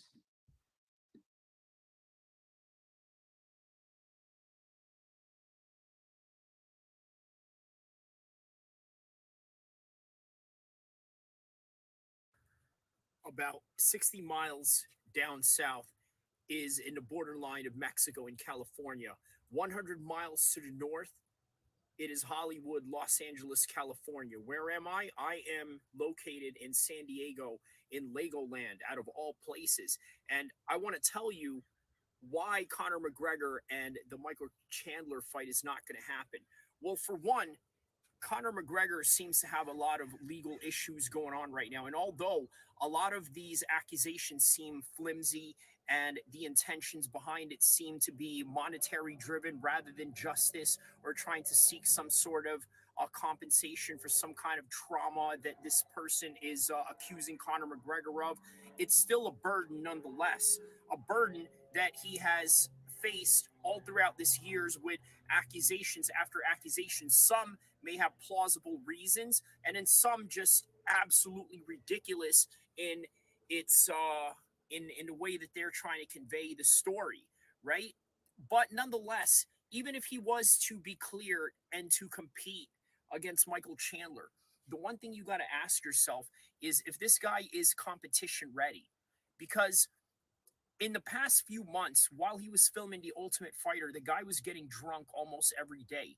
Doesn't seem to be a conducive lifestyle to getting ready for a top five lightweight such as Michael Chandler. Now, when he fought Khabib, this was really no different in that aspect. So, how is it going to be any different now? It doesn't really seem like it will be.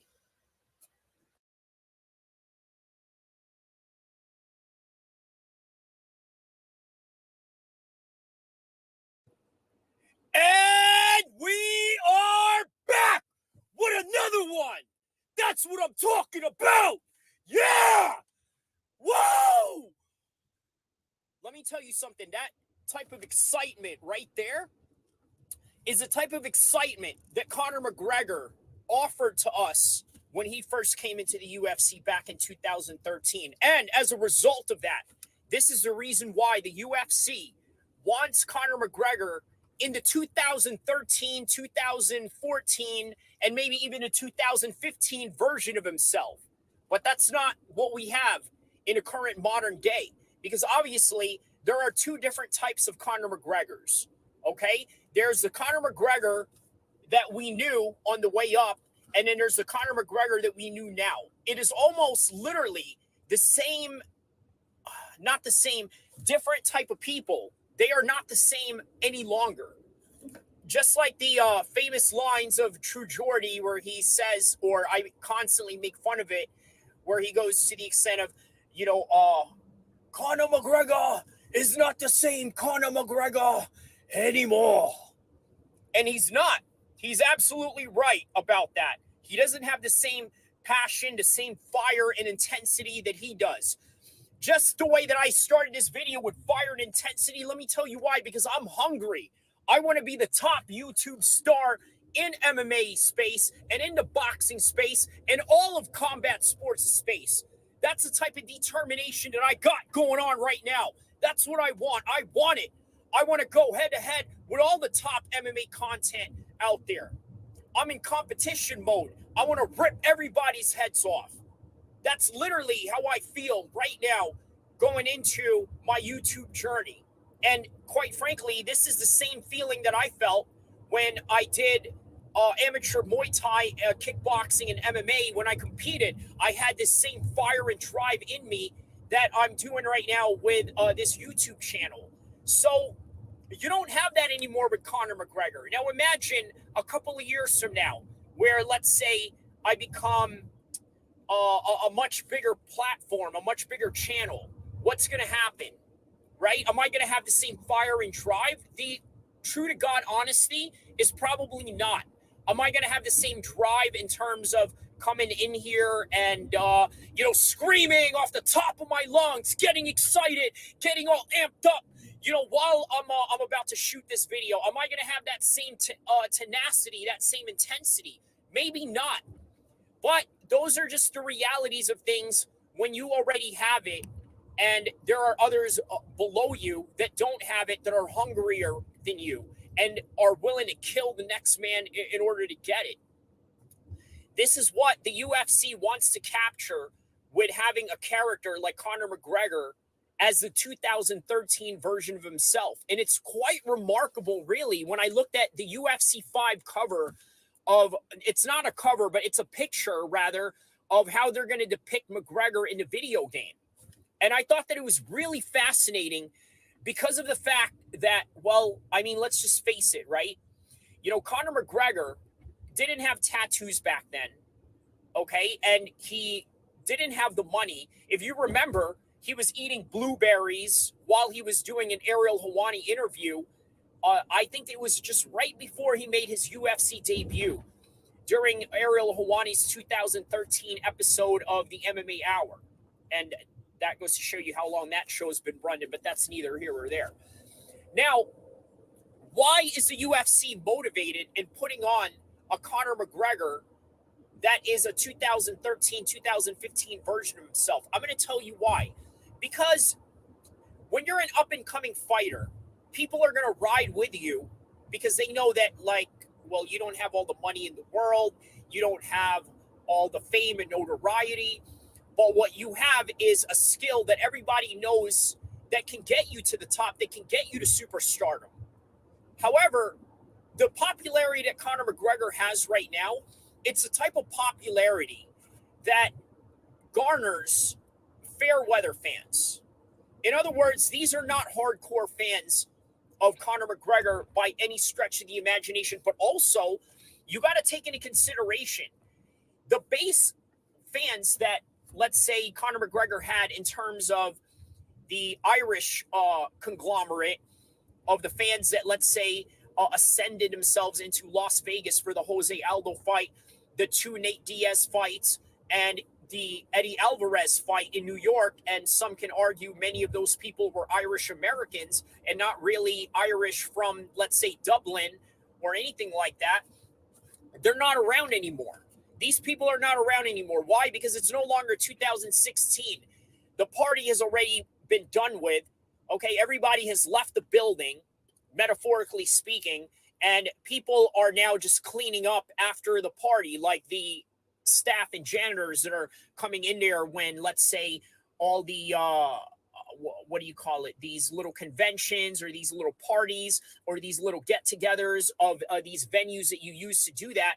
When it's done and over with, that's what they're doing. They're sweeping things under, they're sweeping things and cleaning up.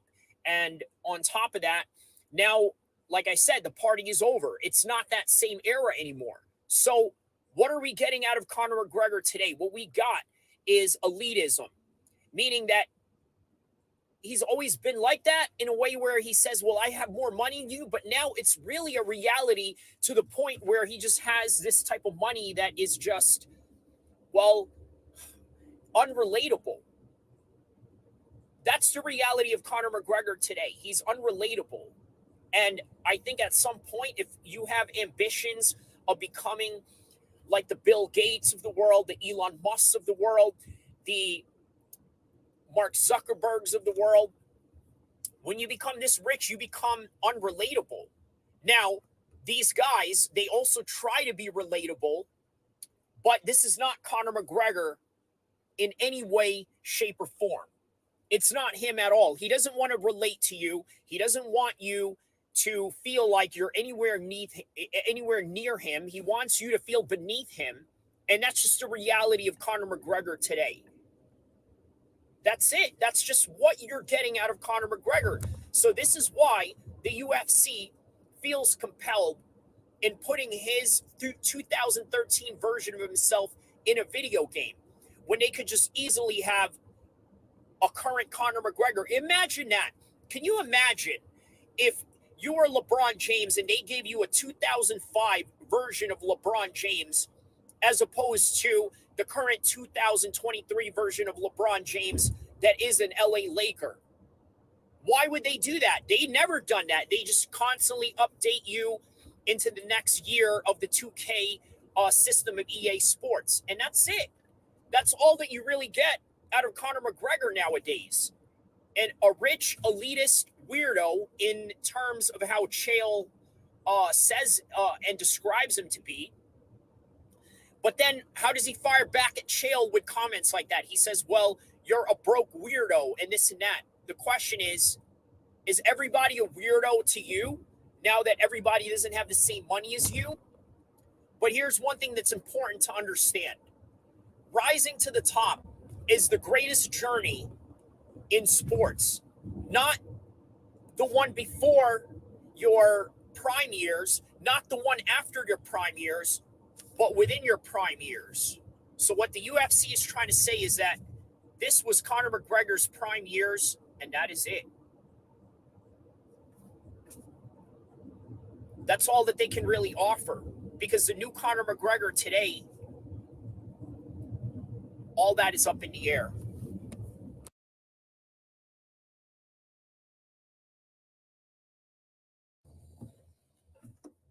I decided I was going to title this Conor McGregor and P. Diddy. Reason being, in recent times with Keefe D getting arrested and possibly getting charges on murder for the Tupac case in terms of just involvement, not necessarily the guy that did the trigger pulling or anything like that, but rather the complicit or some kind of facilitator or ringleader in whatever they can bring up in terms of, let's say, RICO charges, where they bring down a whole entire gang rather than, let's say, an individual criminal act. So, nonetheless, one of the things you got to understand is that P. Diddy's time could be coming up. It's been a great ride. And you can almost say that same thing about Conor McGregor. Because the position that Conor McGregor is at right now, I don't honestly think that this guy is in the best shape to get out there and make a comeback. And if he does, being that it is Michael Chandler, it's just a matter of having the right style of matchup that he was afforded to. But later down the line in the top 155 divisions and maybe even the 170, if he wants to try his luck, he's going to have a very difficult time due to the lifestyle that he's been living. And I don't think that's groundbreaking news to say. Everyone says it because it's just the reality of the fact in what you see in front of you. The guy's out there drinking in the pubs when he's doing Ariel Helwani interviews for Matchroom content. He's out there drinking in Anthony Joshua's fights, drinking in Katie Taylor's fights. He shows up in Matchroom fights more than he shows up for UFC events nowadays. And yes, granted, a lot of that is just the simple fact that you're dealing with a regional proximity of Dublin and London being in the same area where it's a lot easier for him to have access in that. So you look at P. Diddy's career. He came from, I guess, humble beginnings, like anybody else that would come up from the world of rap music or in the world of professional fighting athletics. And afterwards, he found riches and success, just like the story of anybody else that we know that we admire or somebody that we aspire to. It's all a very stereotypical story. But you know what else is very stereotypical with P. Diddy and Conor McGregor is that there are going to be rises and then there's going to be big falls. And right now we are witnessing the era of the big fall between them. Is it that far-fetched that with a confession from Keefe D saying that he's the one that got paid or was supposed to get paid in the various stories that he has on this particular subject, could be the reason that, let's say, P. Diddy gets brought up on charges of being complicit of trying to pay for a hitman. And then that just brings down an entire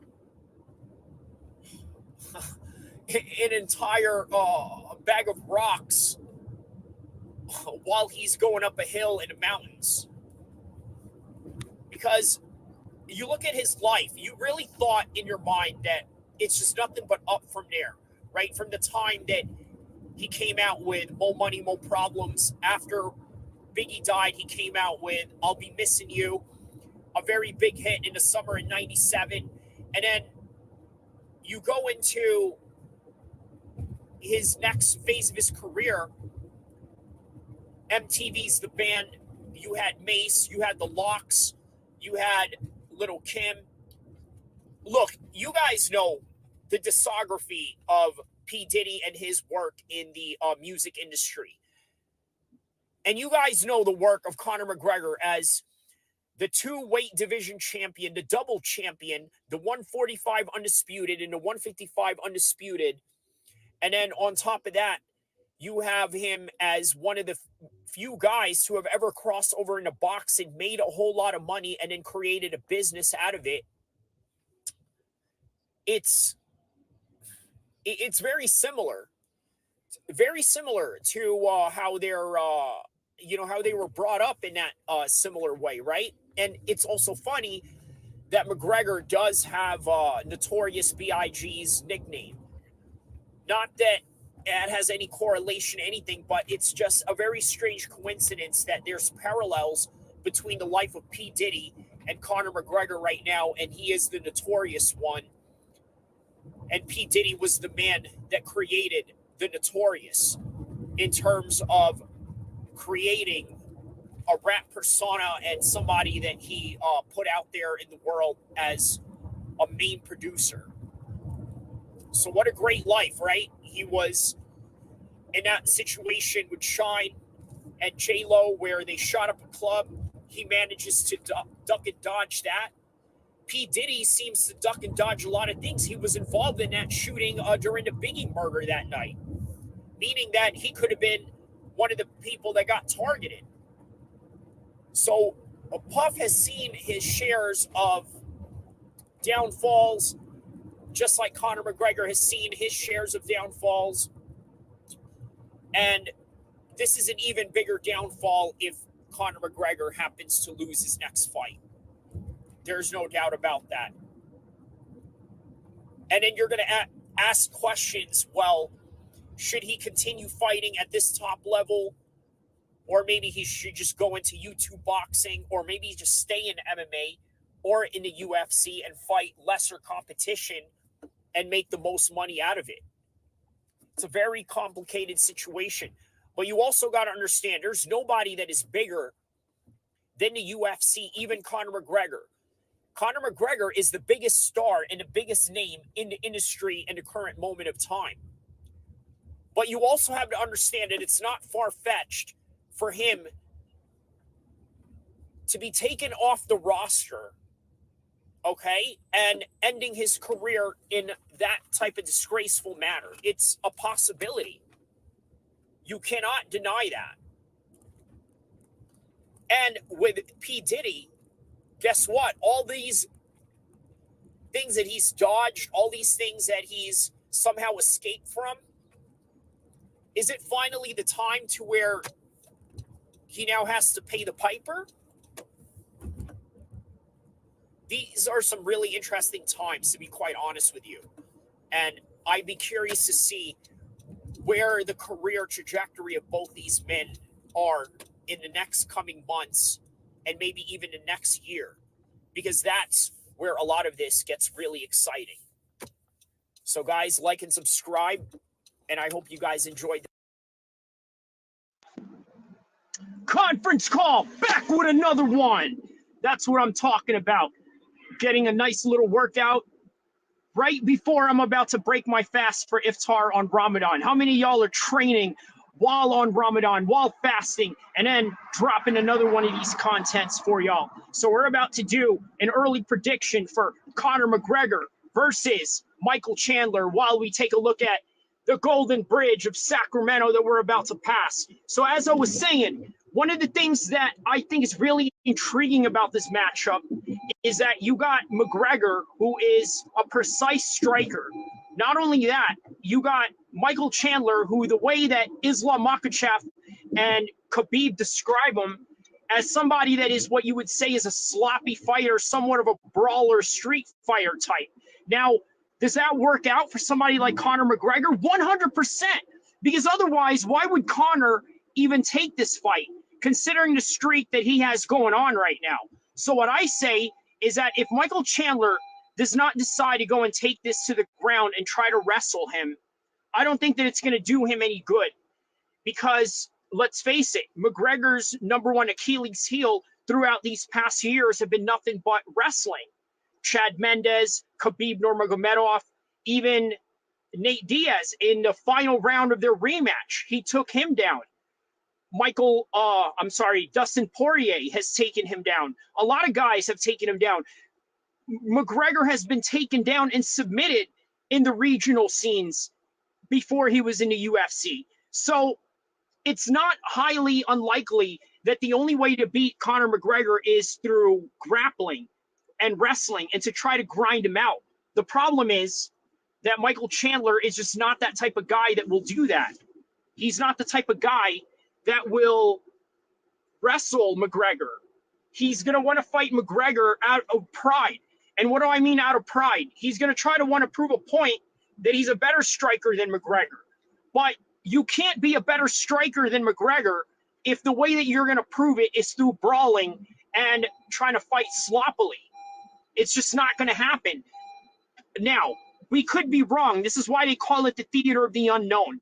Because obviously it seems that this is Conor McGregor's comeback fight. But at the same time, Michael Chandler, you just don't know what he's going to do. We know what he needs to do, but you just don't know if he's going to do it. So I'm going to go with Conor McGregor, second round stoppage.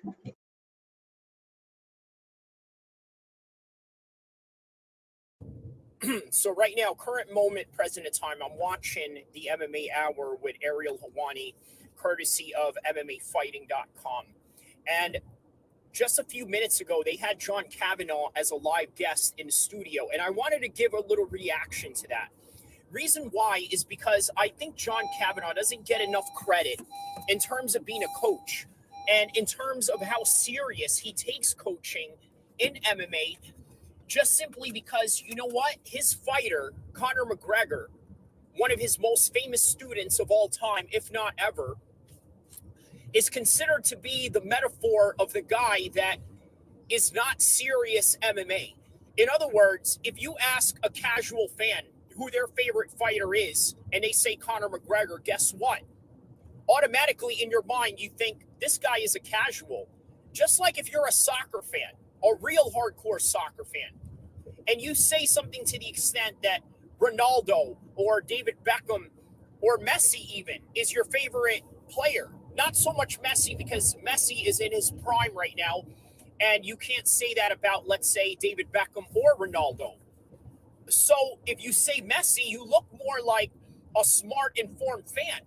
Whereas with the world of mixed martial arts, you mention Conor McGregor, you sound like the dumbest guy in the room. And I hate to really make it sound so brutally honest as that. That's just the reality of it. No one's going to respect you straight away because of the fact that Conor McGregor is synonymous with trash talking. He's synonymous with outrageous behavior. And even though he doesn't fake any of these things like Colby Covington or even Henry Cejudo, it's attached to his persona in some kind of way. So it's very difficult to take anybody seriously that is associated with Conor McGregor or anybody that full hand supports him in any kind of way. So in comes John Kavanaugh, a guy who was a former mixed martial arts fighter himself, a guy who is, by the way, the first ever jiu-jitsu black belt in Ireland. So this is quite an important thing to really bring up. Another thing that's important to bring up is his work that he does in the world of amateur MMA. And by the way, this is really the pinpoint narrative and the pinpoint thesis that I want to bring up to you is his work in amateur mixed martial arts. Because he said something very important that I think a lot of people need to really hear, which is what? He says that he loves amateur mixed martial arts. And by the way, keep in mind, this is the coach of none other than the notorious Conor McGregor. Keep this in mind as I'm saying this, as I repeat to you, not so much verbatim, but somewhere to that close extent of the things that he said about amateur MMA. He says he loves it because there's no politics involved. He says that if you win, you advance to the next level. He loves the Olympic architecture surrounding the IMMAF organization that is held in Bahrain. An organization, by the way, with the likes of Muhammad Makayev has been platformed in and dominated in and has given the right amount of practice for him to get ready for the pros. Now, this is the side of mixed martial arts that a lot of people don't see. Obviously, you're going to see the glamour side of mixed martial arts. You're going to see the presentation of the videos, the beef that is going on, the storyline, the drama that is all attached to it. But what you don't see is the amateur ranks that gets a lot of the pros there. And more importantly, he even mentioned something to the extent, you know what? These guys can just fight in the amateur world, not have to worry about selling tickets. They don't have to worry about promoting themselves or any of this nonsense that goes into the entertainment portion of mixed martial arts. And then they can go on about their lives, have normal jobs such as a school teacher, a policeman, an engineer, a doctor, a nurse, or anything in between. So, again, what we are seeing out of John Kavanaugh is the real John Kavanaugh outside of all the glamour and fame that is attached to Conor McGregor. And I think this is very interesting to bring up. I think this is very fascinating to understand. And not only that, I think that this right here is an eye-opening interview that I think everybody needs to see. For one, you got to understand a few things, right?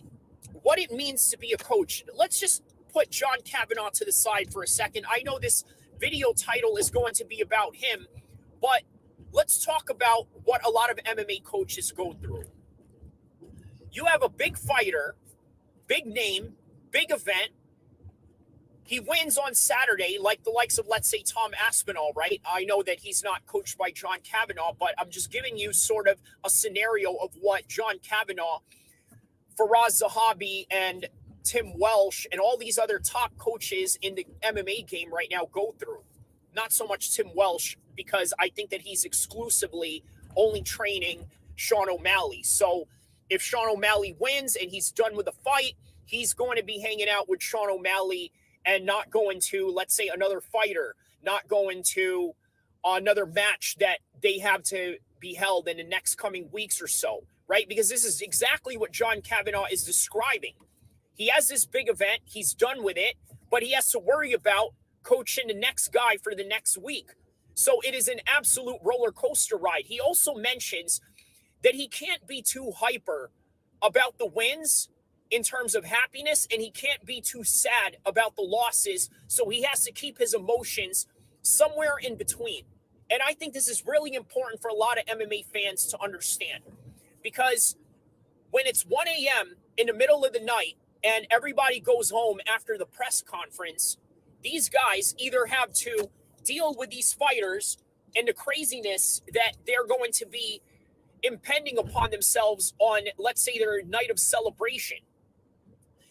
On the other side of that, they have to worry about the fighter who gets knocked out, gets sent to the hospital, and then having to do that ambulance ride from the arena to the hospital as they worry about their fighter that they put in there in extremely dangerous situations, or sometimes situations that they never saw coming, such as a head kick knockout or a devastating TKO, or maybe even a bad submission to where they got their limbs broken, or perhaps maybe got put to sleep in a long period of time that they shouldn't have, that caused some sort of serious bodily injury. So these are some of the things that you have to worry about as a coach of a professional fighter in the unpredictable world of MMA. So this is something that a lot of people have to understand and take a look at from the inside, because yes, the casual fans are what brings money into the sport. The hardcore fans have somewhat of a good understanding of what goes on, if not a full spectrum of understanding the business from head to toe. But more importantly, for the casuals, they need to understand this, because they are the money of this sport. And they are the guys that put money into the bank accounts of the fighters, of the media presentation, journalists, or the people that are, let's say, the managers, or anybody that's involved in the game that's making some sort of money up about it. A lot of this money comes from none other than the casuals. So you have to understand their place in this particular landscape of mixed martial arts, but they also have to understand the place of what fighters and coaches go through on the daily grind. So that is all that I have in the reaction for John Kavanaugh's conversation with Ariel Helwani. Don't forget to like and subscribe as I break down not only the techniques, not only the business side of mixed martial arts, not just the geopolitical landscapes that are attached to these fighters in the countries they come from, but the overall psychology of everything that deals with this wonderful sport called mixed martial arts, and the overall world of combat sports in general, which encompasses boxing, Muay Thai, MMA, left-way, grappling, and everything of the above. So don't forget to like and subscribe so I can continue to drop hot content like this. And also, don't forget to write on the comment section below and watch this entire video to understand the full spectrum of the message that I'm trying to convey. Inshallah.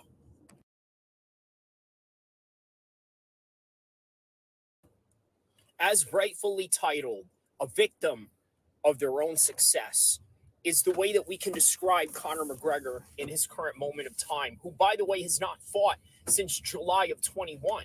And why is that a problem? Well, for one, the inactivity can only hurt you in the world of mixed martial arts. But we also have to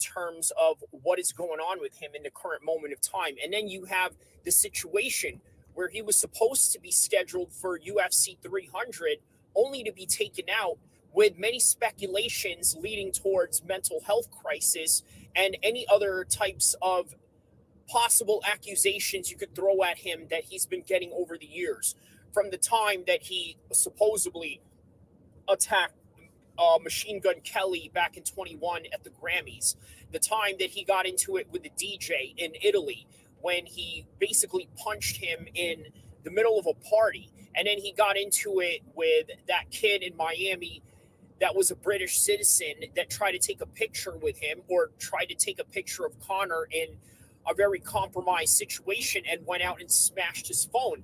And then in the recent times, you have that situation in Miami where he went into a bathroom with a girl only to do coke, and among other things. The list can go on with Conor McGregor and all these different mishaps that he's experienced off the octagon. But the one thing that you can definitely guarantee is that when this guy is not in there having a purpose and doesn't have a scheduled event, he goes off the rails. And rightfully so, because you have to understand, in order to make a Conor McGregor fight, there's a lot of things that go into it. In the pandemic, he wasn't able to go out there and perform because the UFC did not want to allow him to fight with nobody in the crowd and in a way that they can't make even more money out of it. So they waited until January of 21 for him to step in there with a crowd in Abu Dhabi against Dustin Poirier, and then only to do it again the following summer right after that. So now he's in this situation where he's taken out of UFC 300, and it's going to be 3 years since he hasn't fought. So with all this information that I had thrown at you for the last whole 3 minutes of this entire video as of this current moment of time, you got to ask yourself, is Conor McGregor a victim of his own success? And right now, the answer is yes. You can't deny that. The UFC can't make a fight without having to create all this insane, extravagant event around Conor McGregor, and every time it has to be a WrestleMania. You got to understand, there's a certain baseline that goes into, let's say, content, views, ratings, and things of that nature. For example, back in the days when you watched Saved by the Bell, okay, there's going to be ups and downs. Some people are not going to be able to watch the entire series or every episode based on whatever week is to come or whatever type of content is within that episode. For example, if you remember, one of the biggest episodes of Saved by the Bell was the episode where Jesse Spanos had some sort of issues with caffeine pills, as innocent as that sounds, in the 90s, trying to somehow reference drug use in a very innocent way. But neither here or there. Obviously, that particular show brought a lot of awareness to different types of substance abuses, and also the fact that the 90s was obsessed with the dare idea of having a war on drugs and having this Ronald Reagan ethos and narrative being punched into the education system at the time. And that's why you remember you saw a lot of dare ads, a lot of dare programs, and a lot of dare videos all throughout the public schools in the 90s. But that's neither here or there. So the one thing you got to understand now with Conor McGregor is that he can't just go out and take a fight on a random fight night. This is not something that he does. Conor McGregor is also not the kind of guy that you just put out there in, let's say, a co-main event, or maybe even, let's say, a main card.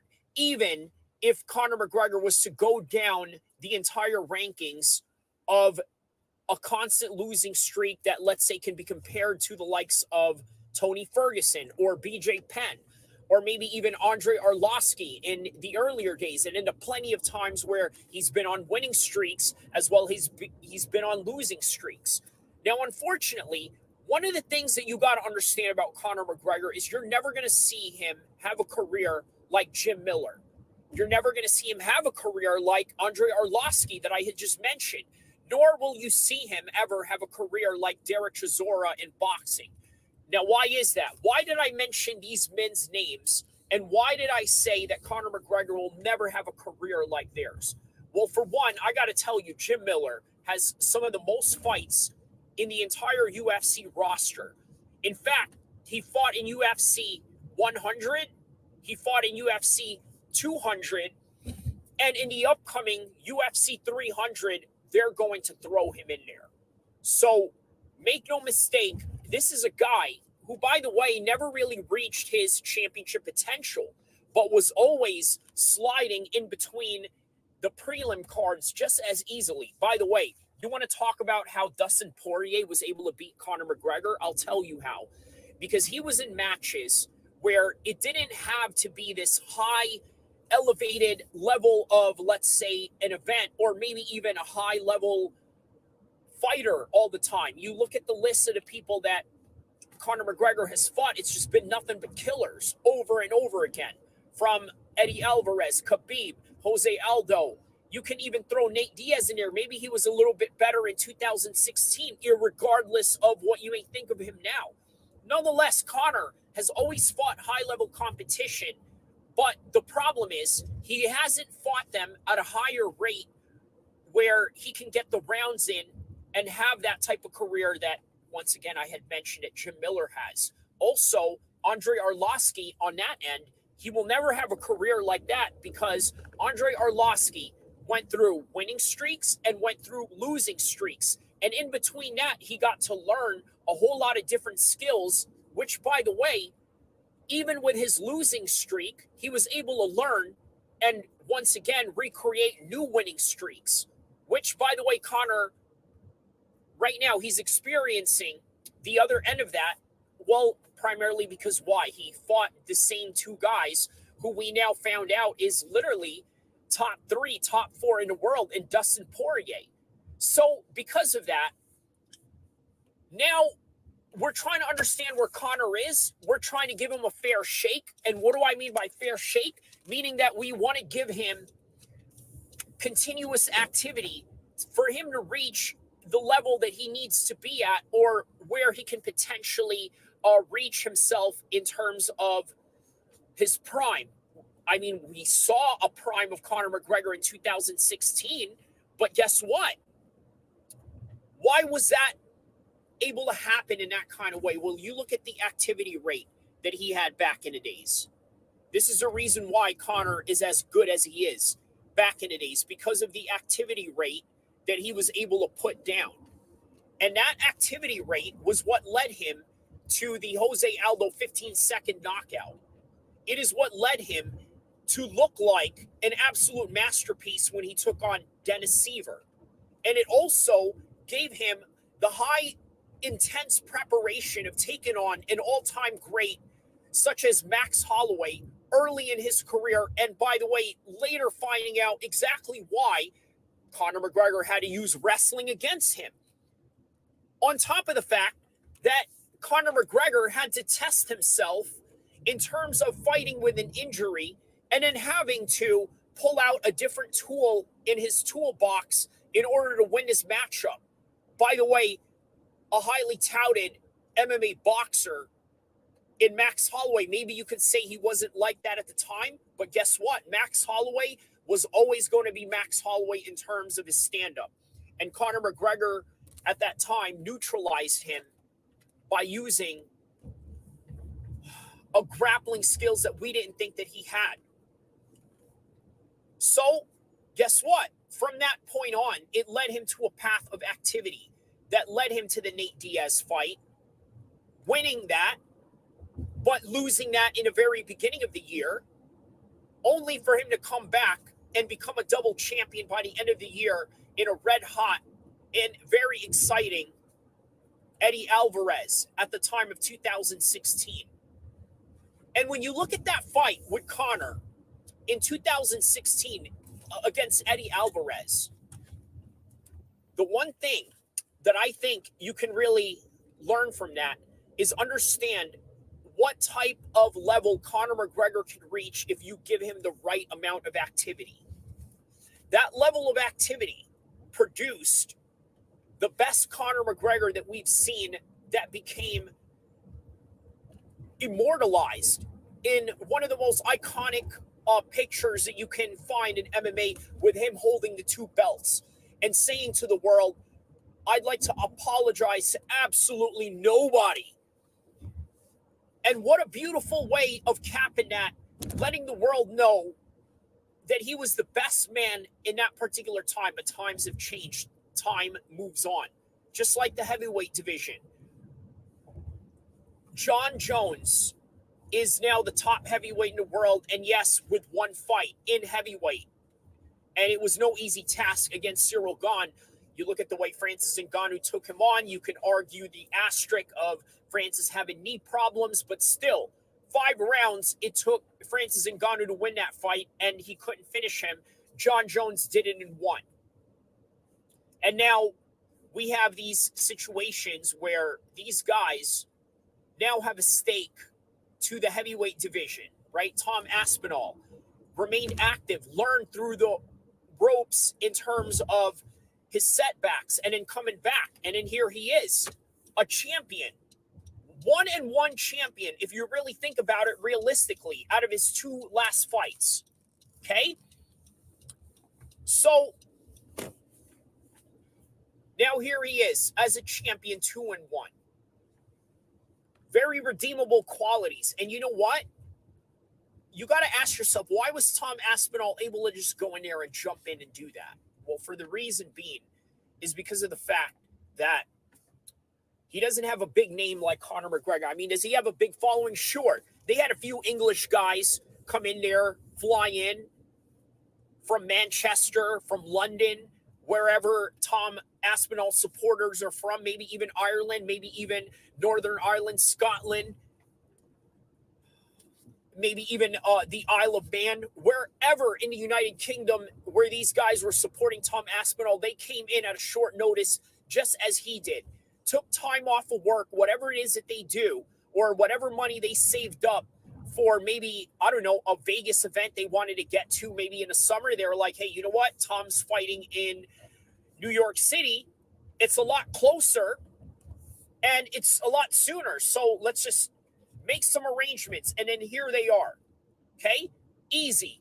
The problem is you can't do that with Conor McGregor, because now you're going to have to talk to the different hotels that are going to be involved.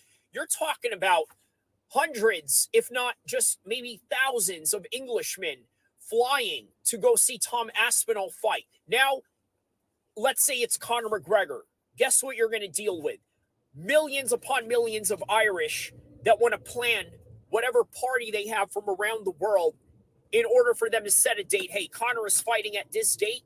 Let's go do something.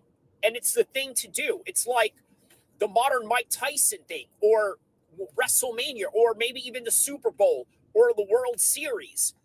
Even if Conor is not fighting for a championship, this is the type of feel that he brings to his events.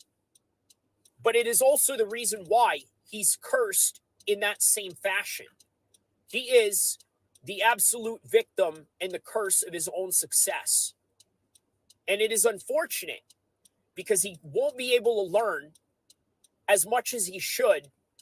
He won't be able to have all the rounds that he requires, even if he starts his dudes in the first round. Let's say he gets through this Michael Chandler fight. Let's create a hypothetical scenario in the future. Okay? He beats Michael Chandler. What do we give him? Maybe what? 1 round? Could we say that? 1 round, Conor McGregor? Sound good? Does everybody agree with that? Okay. Highly plausible that that will happen. Obviously, I've explained in the past reasons why I think that, well, Conor McGregor has a chance of catching Michael Chandler. He puts his hands down. He's very sloppy. He likes to brawl like he's fighting street, like what Islam Makhachev say about Michael Chandler. And Conor, you can say he's a lot more crisp. Even Khabib, when he walked in the cage against Khabib was very scared of his striking, and rightfully so. Rightfully so, he was scared of his striking. So, in turn, he came in there with absolute caution. Now, if you took on somebody like Islam Makhachev and matched him up with Michael Chandler, I don't think he would have a day of respect for his striking. I think Islam Makhachev would head kick him, if not knock him out with his hands somewhere down the line of the fight. But that's Michael Chandler in a nutshell. So, yes, it's highly plausible Conor McGregor can get the knockout. Okay, after that, now what? How are you going to match him up? Where are you going to match him up against? Are you going to match him up against Islam? Okay, now see how that fight goes in terms of trying to make it. Where are they going to agree to in the venue? Okay, that's going to take a little bit of a while. Now they got to do USADA testing. Okay, maybe this is not going to fall through, or maybe Islam doesn't want to fight at this time. Maybe they want to do it around Ramadan where it's too close and it's not falling in the same time frame as Conor McGregor. Now you have the roadblocks that is inherent with what happens when you're dealing and trying to match up Conor McGregor in his whole entire career. This has been the entire story. He's just very difficult to match up because of the superstardom that he has reached. Now, why is it so easy for other guys to be matched up, and not only that, fall into short notice fights straight away in ways that Conor seems to have a problem? Well, for one, you got to understand, the other guys are famous, but they're not mainstream famous. And when it comes to mainstream notoriety, it takes a lot of time in order for you to get things done. And you can name a whole bunch of reasons. I would literally have to go through an entire class of sports marketing, public relations, in and out actions, and day-to-day interactions, and things of that nature. And still, it would be very difficult to try to pinpoint exactly where is it that we went wrong in terms of trying to get this guy to, let's say, a scheduled date. Okay, it's very difficult to pinpoint out, because when you're dealing with somebody that owns one of the biggest liquor companies in the world now, somebody who has the biggest name in the UFC, and then somebody who has all these leverage points that he can use against the UFC in terms of negotiations, well, you're not dealing with the easiest person, on top of the fact that the man already has the biggest ego there is, which makes everything else even more difficult in terms of communication. And by the way, on a side note, this is something that a lot of people who have never experienced the corporate world or marketing or the world of, let's say, boiler room, sales room type of tactics and whatnot, this is just something that you're not going to understand when it comes to dealing with egos and how that's going to affect, let's say, the dynamic of a team, the dynamic of a business, the dynamic of, let's say, the employer versus the employee relationship. A lot of these factors have to be taken in, because guess what? To the mind of the casual fans, all they see is, why can't they just get these guys to fight? They think of it from the most primitive form as how you would look at, let's say, a schoolyard fight that's being arranged in your school, and you want to show face to everybody that you are the toughest guy, that you are the alpha male, and that you are the one that's not going to back down, and that you are not the P word, and this and that, and everybody has to be hard, and everybody has to show that they are the biggest macho man in the room, and all this, yada, yada. It's not like that in the real world, and you find that out real quick. You know who finds that out real quick? A lot of these young gangsters that grew up thinking that their aggression and their way of, let's say, forcing their will upon the world. And by the way, there's some good influences and good use to that in the youth. And by the way, guess who uses that? The U.S. government and the military, in order for them to recruit people at a young age, conscript them into the military, maybe even give them higher positions later down the road if they, let's say, obtain ranking and education and things of that nature. But yes, it starts with the people that are very disillusioned when they're young. When you get older, and then when you reach the higher ranks, and they, let's say, even if you get to the Joint Chiefs of Staff in the military, or if you become the top OG of whatever organization you belong to, one thing you find out real quick is how the real world operates. And it operates in a way that is far more difficult in terms of sometimes bureaucracy, in terms of hierarchies, and sometimes even in terms of negotiation disputes and conflicts that are present in a situation that you're trying to cool down. So, those are some realities that I don't think a lot of people consider when you have this level of fame and you have this level of notoriety attached to the fact that you just want to be a fighter. You just want to be the guy that has purpose. And here's something that a lot of people have to understand, right? There's people out there that call Conor McGregor the P word because he doesn't want to fight. Okay, guess what? That's for you to decide. That's for your own subjective opinion. But you got to understand, this is a man who is yearning for a fight, but for one reason or another is not able to because of these different circumstances, which, by the way, some of them, quite frankly, to give it an equal criticism, is sort of self-induced on his end. Maybe he just didn't have the proper right amount of days in a row where he stayed healthy, stayed out of the drink, had, let's say, a training regimen that was consistent all throughout a certain amount of days and weeks. And then somewhere down the line, he cut off that chain and broke that particular set of habits that he needed to, let's say, get ready for a specific date. So maybe that's why he's not so bothered being told that, hey, you know what, you're not going to be in UFC 300 because we're going to put you out in July.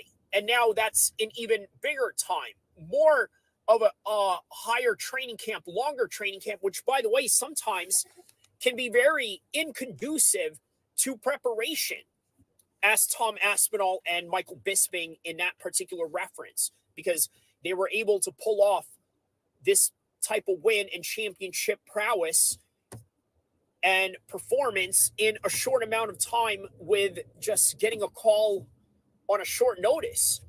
Because sometimes if you have a full training camp, you may just go out there and overtrain. And this is one of the dangers that is involved with Conor McGregor going into this fight.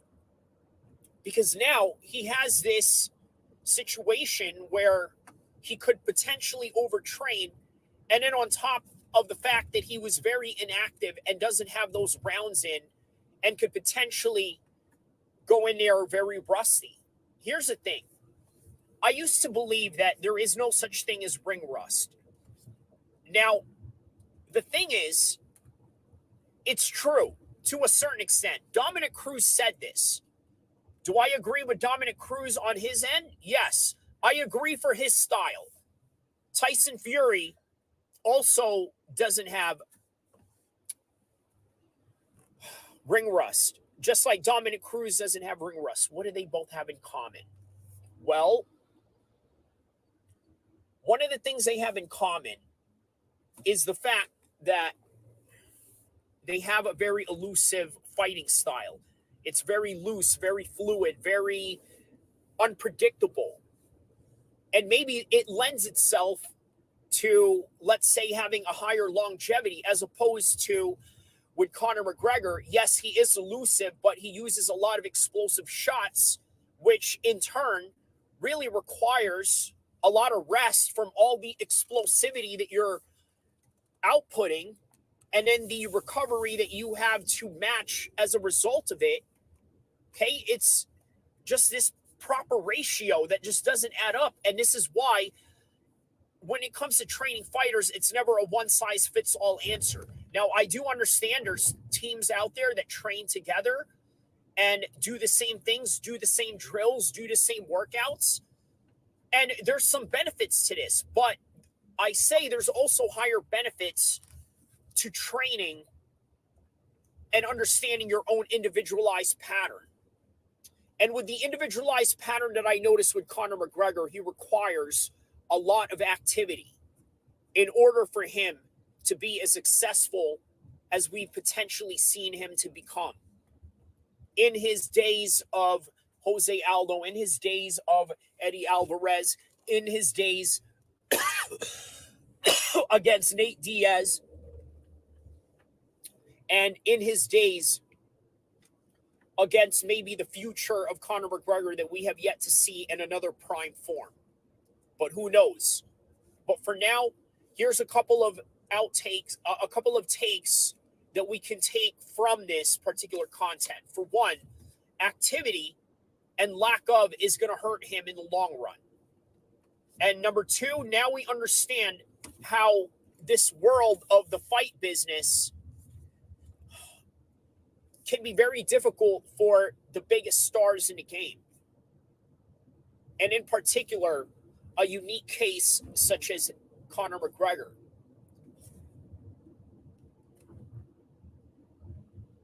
But that is why I'm going to segue this away from Conor and the attention to the upcoming fighters that are in this new generation. You have to appreciate them for that reason. You got to appreciate Tom Aspinall because he is in a position where he can still take these short notice fights. And you can only hope that if he ever reaches the level of the Jorge Masvidal and the Conor McGregors of the world, that he will continue this pattern. Because guess who did? Israel Adesanya. And you know what? He paid dearly for it. He got all the activities in the world. You look at his stats, all the different UFC events that he's headlined, that all coincide with his title fights. It's a huge number.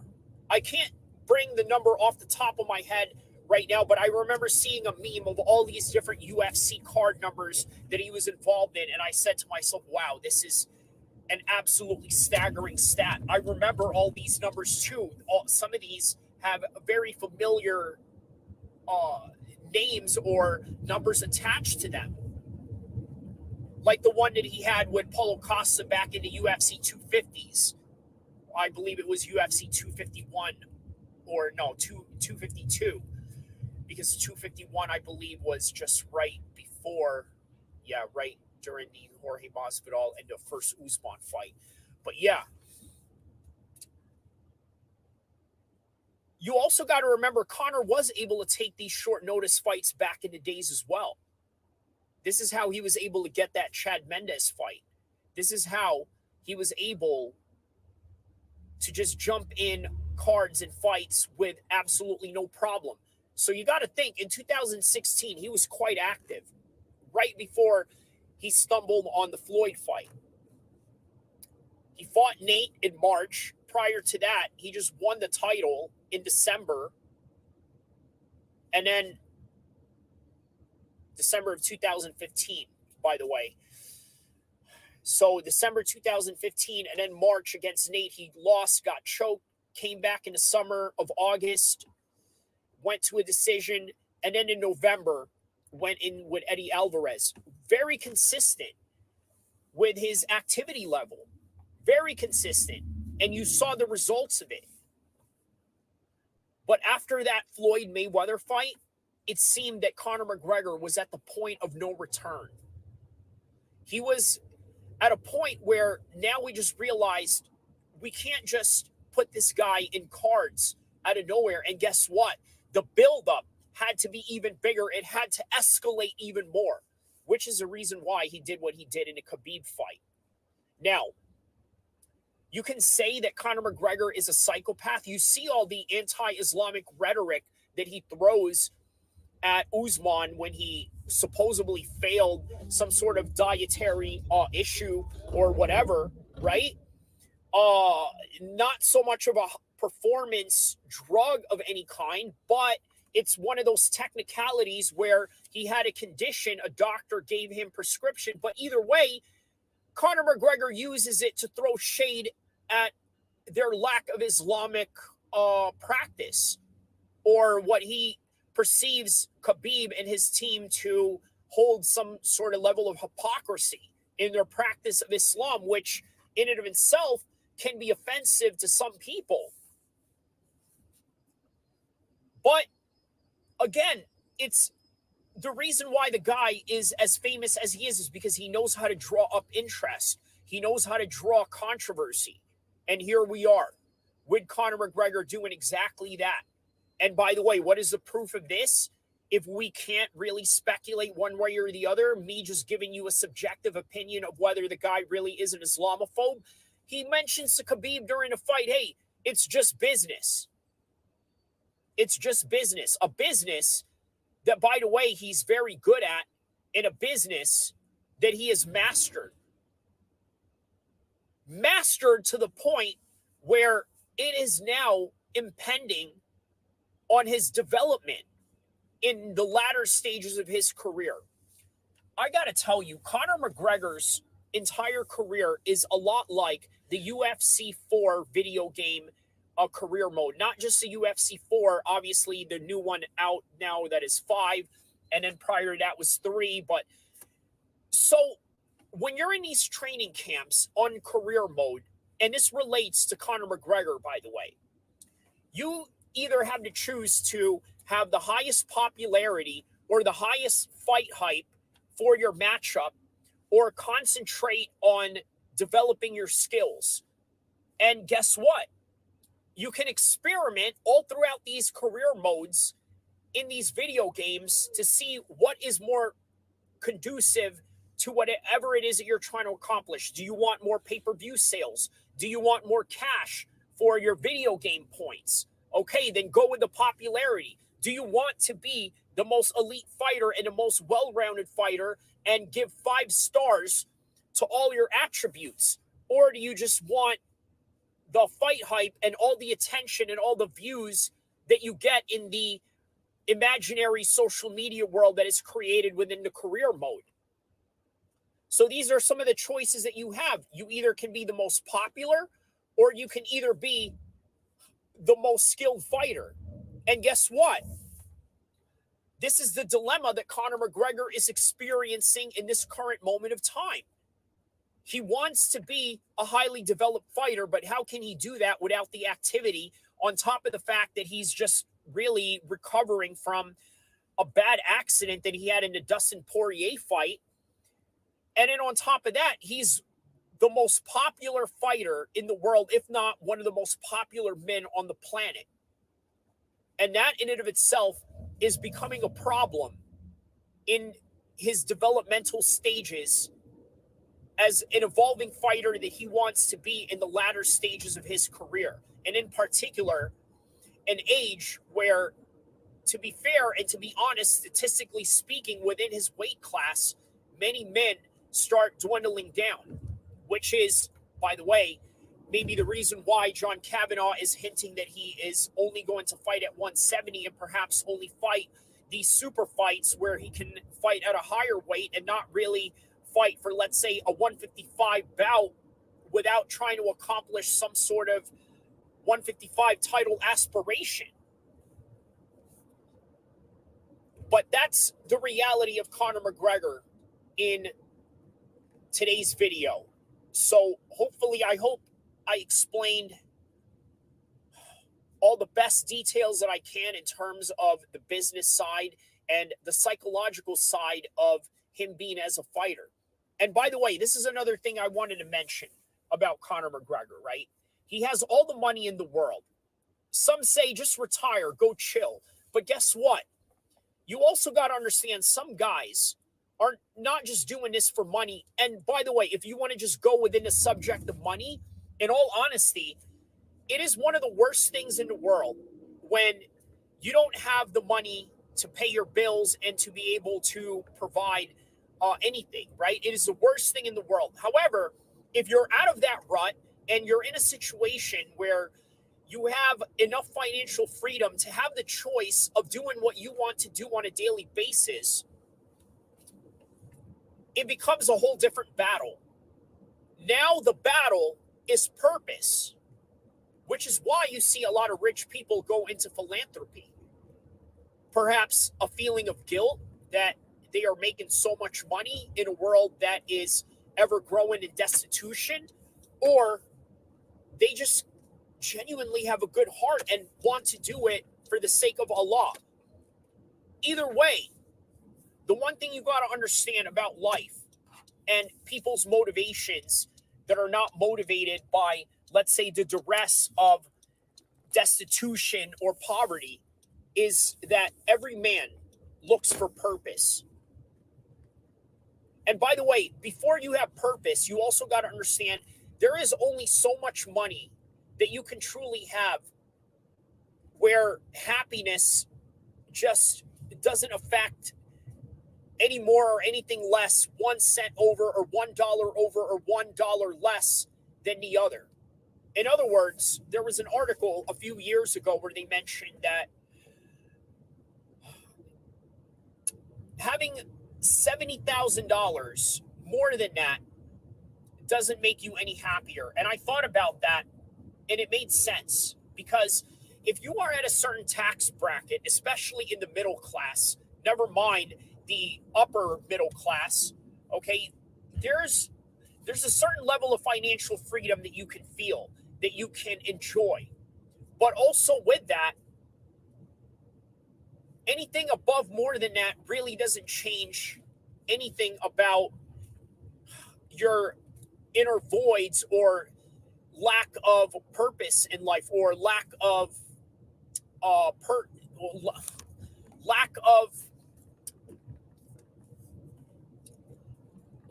lack of purpose, right? Like, okay, what I'm really trying to say, sorry about that, just so almost lost my train of thought there. What I'm trying to say is that when it comes to money, there's only a minimum that can keep you happy, and anything more than that is really just a bonus and sometimes even just a burden. That's the reality of it. It's a burden. But sometimes happiness really is not about money, so long as you have the basic minimum in life, which, by the way, I just mentioned is what? According to that article, it's $70,000. You have that, it's almost like you have everything else in the world. Everything else more than that is just out of your ego and greed and sense of wanting to obtain a higher status or notoriety of some sort. But other than that, yes, this is a true essence of happiness, is purpose. And when you don't have that, money and fame means nothing. And that's literally, I think, what Conor McGregor is finding out right now. That money and fame mean absolutely nothing because his purpose is being taken away from him. Of course, he's never going to have to worry about bills for the rest of his life. Of course, he's never going to have to worry about paying XA to XB or whatever it is that you people worry about on a daily basis in terms of whatever it is that keeps you up at night, in terms of whatever it is that you worry about with what comes into your mail and what you have to pay to PG&E or your cable or your internet, or maybe even your water or sewage, or maybe even your maintenance fees that you have to pay, whatever it is, right? He never has to worry about that in a way that the average folks do. Still, there's still other things that you end up worrying about. What about my manhood? What about the fact that I want to be the baddest man in the world? Sure, I got all the money in the world, but that's not enough. I want to show that I can beat you up too. So, to a guy that, I mean, let's be honest, right? Would you say that Conor McGregor is the beacon of morality? Probably not, right? Because this is the reason why he still sticks around. Khabib, on the other hand, by the way, is a separate video in and of itself. He understood exactly what his limits are in this fight game. And his limits were right up to Justin Gaethje, and you could see it in that fight. He was getting leg kicked. And then he decided, okay, we're going to take this fight to the ground, and then we're going to choke him, we're going to finish him out, and ride off into the sunset. And guess what? Had he stayed, there would have been a lot of leg kickers out there with great wrestling skills that were going to use that blueprint to perhaps maybe try to defeat Khabib without those same techniques and those same patterns of blueprint that Justin Gaethje laid out for the next potential opponent, or maybe even Conor McGregor himself if he was going to plan on rematching him. But either way,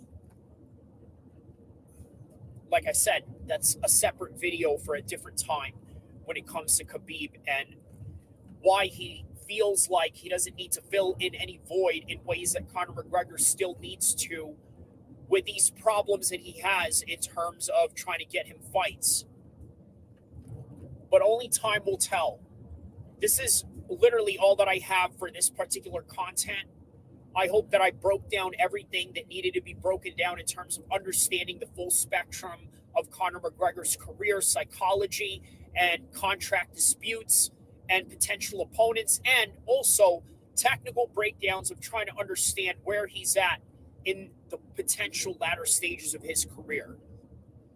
And this is the latter stages of the video, so don't forget to like and subscribe, inshallah.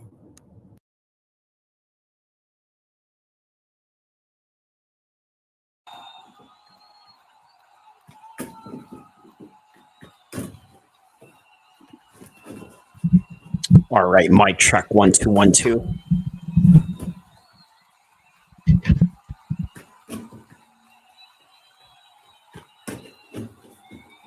All right, perfect. I just wanted to make sure that I was able to speak. We are live right now.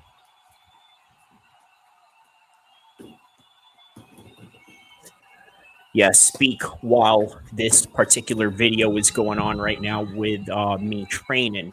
So this is just a training footage that I have going on, and I figured I'd drop some bonus content live for you right now as I was just playing a few of my reruns that I had within the channel. I thought that they were sort of relevant to the news that we had going on in the first 20 minutes of the stream, which was the subject of Conor McGregor versus Michael Chandler fighting at 185 on June 29, 2024.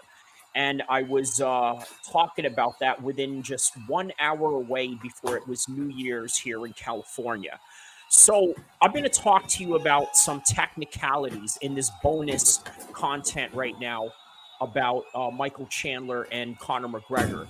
Some of the things that I had noticed, if you just noticed right there in that particular video with me kicking the bag, Conor was throwing those same spinning tornado kicks, which I thought was really interesting, right? Because if you notice in the particular style that I am implementing right here in this training video, I'm using a lot of lateral movement, right, left, and then constantly switching stances, also using the jab. While using the jab, also using the front kick. And then at the same time, if you notice, I would lift my knee up a few times for reason being of anticipating the potential of, let's say, getting leg kicked. And Conor McGregor, if you had noticed in the Mac Life video where he had made the announcement, after he had made the announcement, he then showed a video of him training and sparring with one of his training partners, which, by the way, I believe is a Romanian Eastern European guy who has a wrestling background. I'm not sure of his name. I do remember who he is from the previous Conor McGregor training camps that he had. So what I had noticed in that video was not only Conor throwing spinning back kicks, very similar to what you're watching right now, but he was also implementing a lot of wrestling with, by the way, none other than PFL champion Brendan Lohan, who, by the way, is an English Manchester fighter who won the PFL $1 million tournament right after he had been rejected from the Dana White Contender Series after a lackluster win. So now Conor McGregor is training with him, which I thought was very good news. Now, what were some other observations that I can tell you about Conor McGregor's training in that video from the Mac Life announcement?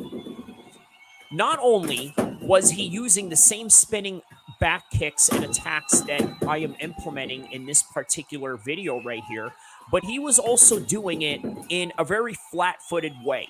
Now, why is that significant? Because now he seems to be very boxing heavy, right? in a way where he's sort of loading his shots, waiting to throw some haymakers, but at the same time also throw some heavy hooks. He's combining the super elusive Conor McGregor that would throw those Spain spinning attacks that you're seeing right now, along with the kicks and the setups from the front kicks, but also using his heavy hands to do the work. But the way that he did his heavy hands back in the days was a little bit different. It wasn't as crisp and as technical in a boxing sense. Right now, I would say Conor is an even better boxer from the Floyd experience and even his Dustin Poirier and Donald Cerrone fights that had followed right after. And even with the Khabib fights, right? He was a master of range, being able to implement his jabs. Obviously, he wasn't hitting Khabib a lot with it, but it showed the understanding of the distance that he had going on. And then not only that, the ever-growing clinching game that he had going on with Donald Cerrone, which surprised everybody when he was hitting him with some shoulder shots. So he's got the overall experience to be able to, let's say, go out and, well, be able to implement uh, a certain elusive movement, right? But the difference with this one, I got to tell you, what's really different about this one is that he doesn't seem as elusive as I would like him to be. And I think that is the two different Conors that we are seeing right now. Okay, we're seeing a Conor that is a combination of somebody that is not only a boxer, but also the old school Conor, where he was able to implement a lot of those elusive movements that he had. You know, the way that he would start off in a round where he would, let's say, just crouch down from the floor. And while he's crouching down on the floor, out of nowhere, he'll just, surprise you with some spinning attacks. Out of nowhere, he would open the fight with, let's say, a spinning back kick of some sort. Well, also, now I had noticed that he's also very aware of the leg kicks. Now, if you notice the way that I'm lifting my legs up every time in, let's say, my knees or whatever, and I'm not really throwing a knee, but what I'm doing is being defensive in trying to check leg kicks, which, by the way, is something that he had really learned from the Dustin Poirier fight. And also, if you notice in the Dustin Poirier fight, and I'm talking about the third one where he broke his leg, you notice the spinning back kicks that he was throwing at Dustin Poirier. He wasn't hitting him necessarily, but it was so explosive that it was posing some sort of an energy field threat towards Dustin Poirier. In other words, if you notice, in old school Conor, he would throw kicks, not necessarily connect them, because look, let's face it, has Conor ever really knocked somebody out with a spinning attack? No. The spinning attacks are almost as a way of, let's say, setting something up.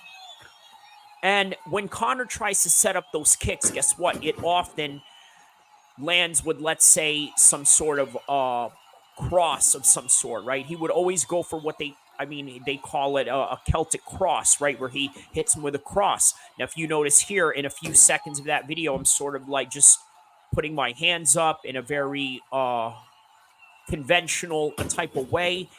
That is the new school Conor that we are seeing, right? The boxing heavy.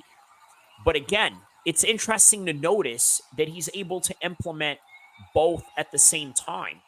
Being able to implement, let's say, going explosive and using a lot of fast twitch muscles to throw spinning attacks, but also knowing how to settle down with your shots. In other words, just conventional boxing sense, right? So that is one thing that I had noticed with Conor in his training. Also, the wrestling that he did with Brendan Lohong, I think it's really perfect for Conor to get in there with a guy from another organization who is a champion and really help him out with really understanding what is out there. Also, Conor McGregor did have a sparring session with Ian Machado Gary.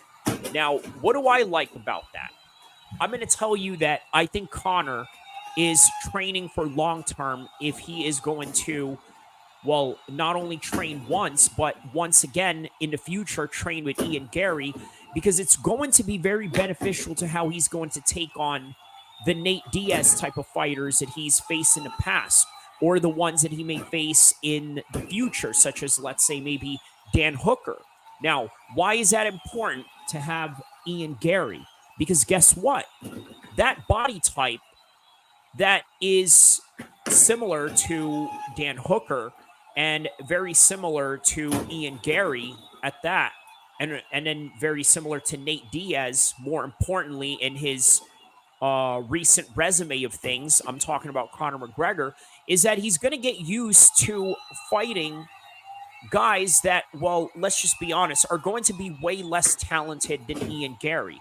And for him to understand how it feels to have people shoot on you, for you to go and shoot in on people with wrestling stances, for you to throw unorthodox kicks out of nowhere, I think you got to be able to understand that. Now, also, being as flat footed as he was when he was sparring with his training partner, I think he's not going to get away with that if he's going to spar with Ian Gary, if and when Ian Gary decides to really use his wheels, because Ian Gary also has great footwork. So it's important to understand that if Ian Gary, which we know Ian Gary to be, I'm sure he would push Conor.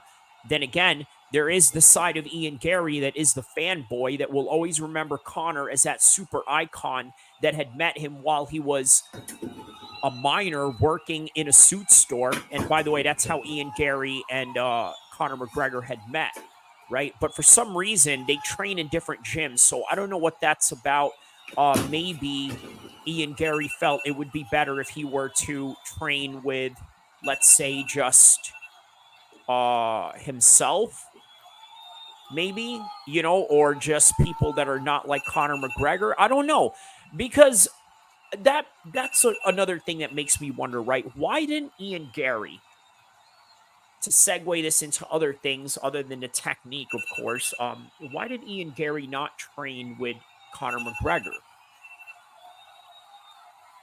Now, he has trained with Conor McGregor, but for example, in the youth days of Ian Gary, why did he never go to SBG Ireland? And again, I'm not insinuating anything. I'm just asking a question. I think that it's a really interesting question in regards to, well, Ian Gary having such problems switching gyms all the time. Obviously, he's trained with some Black Zillion guys, which eventually were also Team Sanford, that also included I'm sorry, not Jorge Masvidal, Kamaru Usman, Michael Chandler, just to name a few. And then he goes to Leon Edwards' gym. And again, a lot of these, by the way, are real good choices of gyms to train at. Because I got to tell you, the type of gym that you train at, I think really plays a factor into your behavior as a fighter.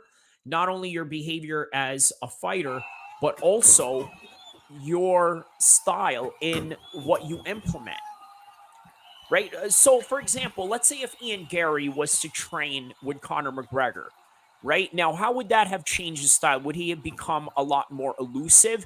And with Conor McGregor, would he have been able to, let's say, sit down more on his shots in a much more traditional Muay Thai sense? Because one of the things that really attracted me about Conor McGregor early on, other than the fact that he was doing a lot of southpaw positions, was that he was able to implement his karate stance and use heavy boxing hands while switching stances, but also being unorthodox dominant.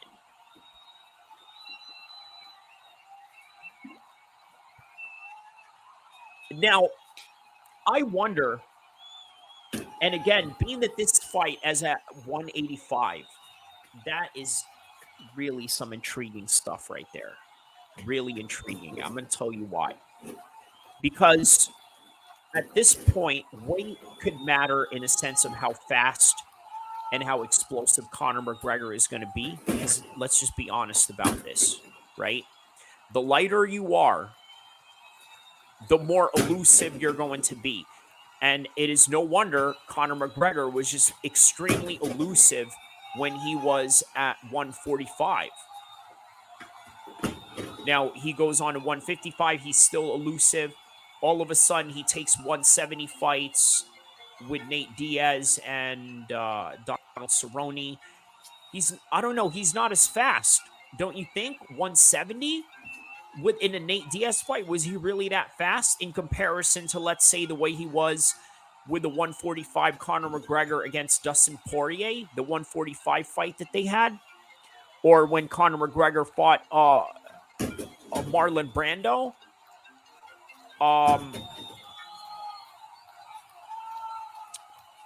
How about when he fought Marcus Brevich?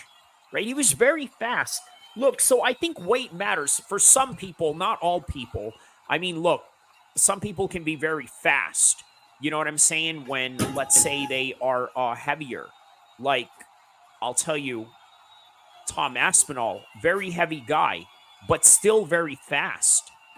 Right? He's literally the average heavyweight. And when I mean average heavyweight, the size of these guys are anything but average. Let's just be honest about that, right?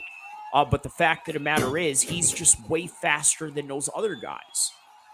But for the smaller guys, you have to understand, a lot of their speed has always been predicated on their size.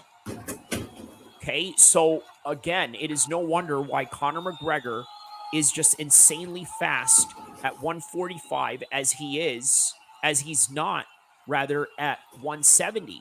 And even worse, at 185. Who's going to be faster between them at 185? That is the ultimate question. Because when you're already at 185, even if you're not a real 185er, and when we're talking about 185ers, dude, we're talking about guys that are like Anthony Smith one time made 185.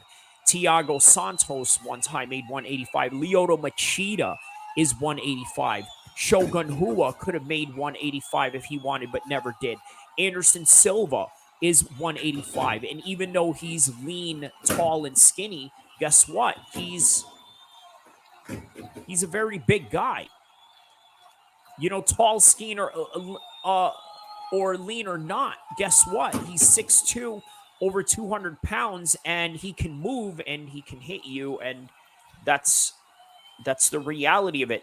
Those guys were at 185. Now Conor McGregor and Michael Chandler is at 185. But man, we're entertaining something that may not even be true if you really want to think about it, right? What if Conor McGregor is just lying about this whole thing? But you never know.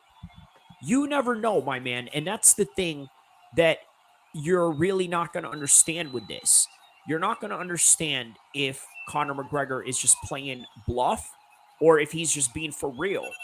But I can tell you, with Conor McGregor, he fights exactly just the way that he talks, right? Very cryptic, very, how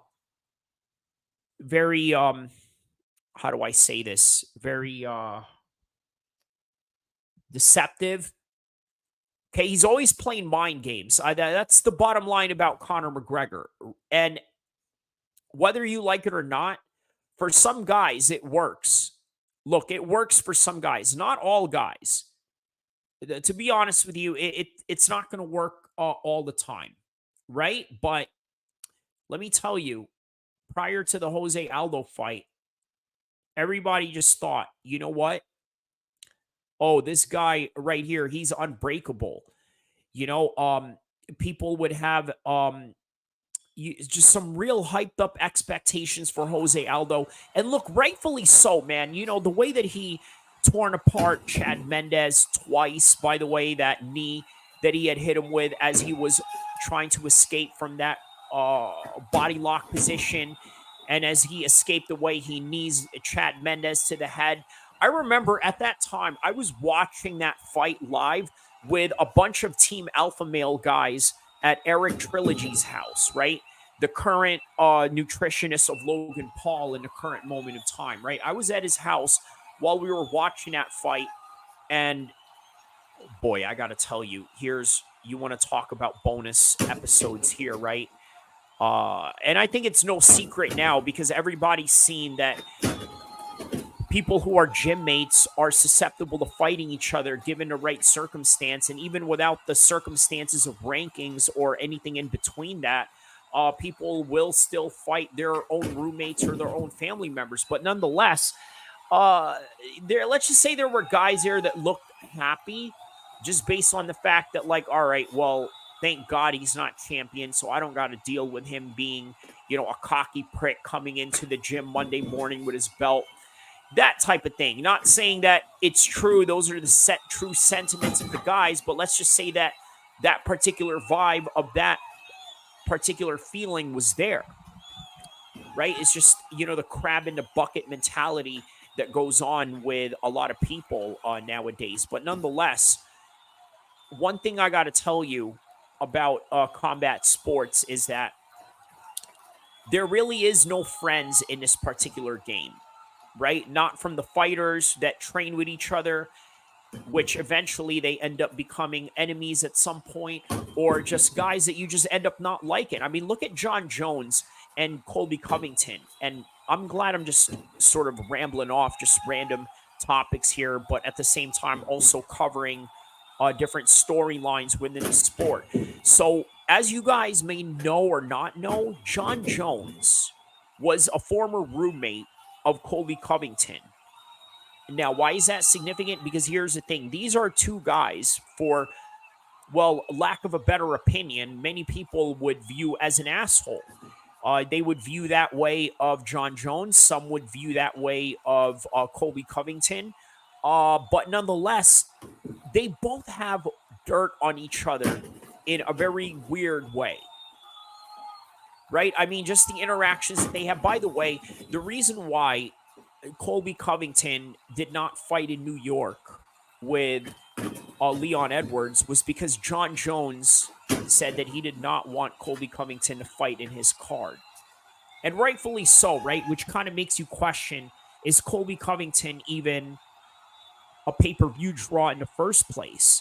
And it's really difficult to say one way or the other, because why would they begin with trying to co-main event him with John Jones if they could have just had him the pay-per-view headline in the first place?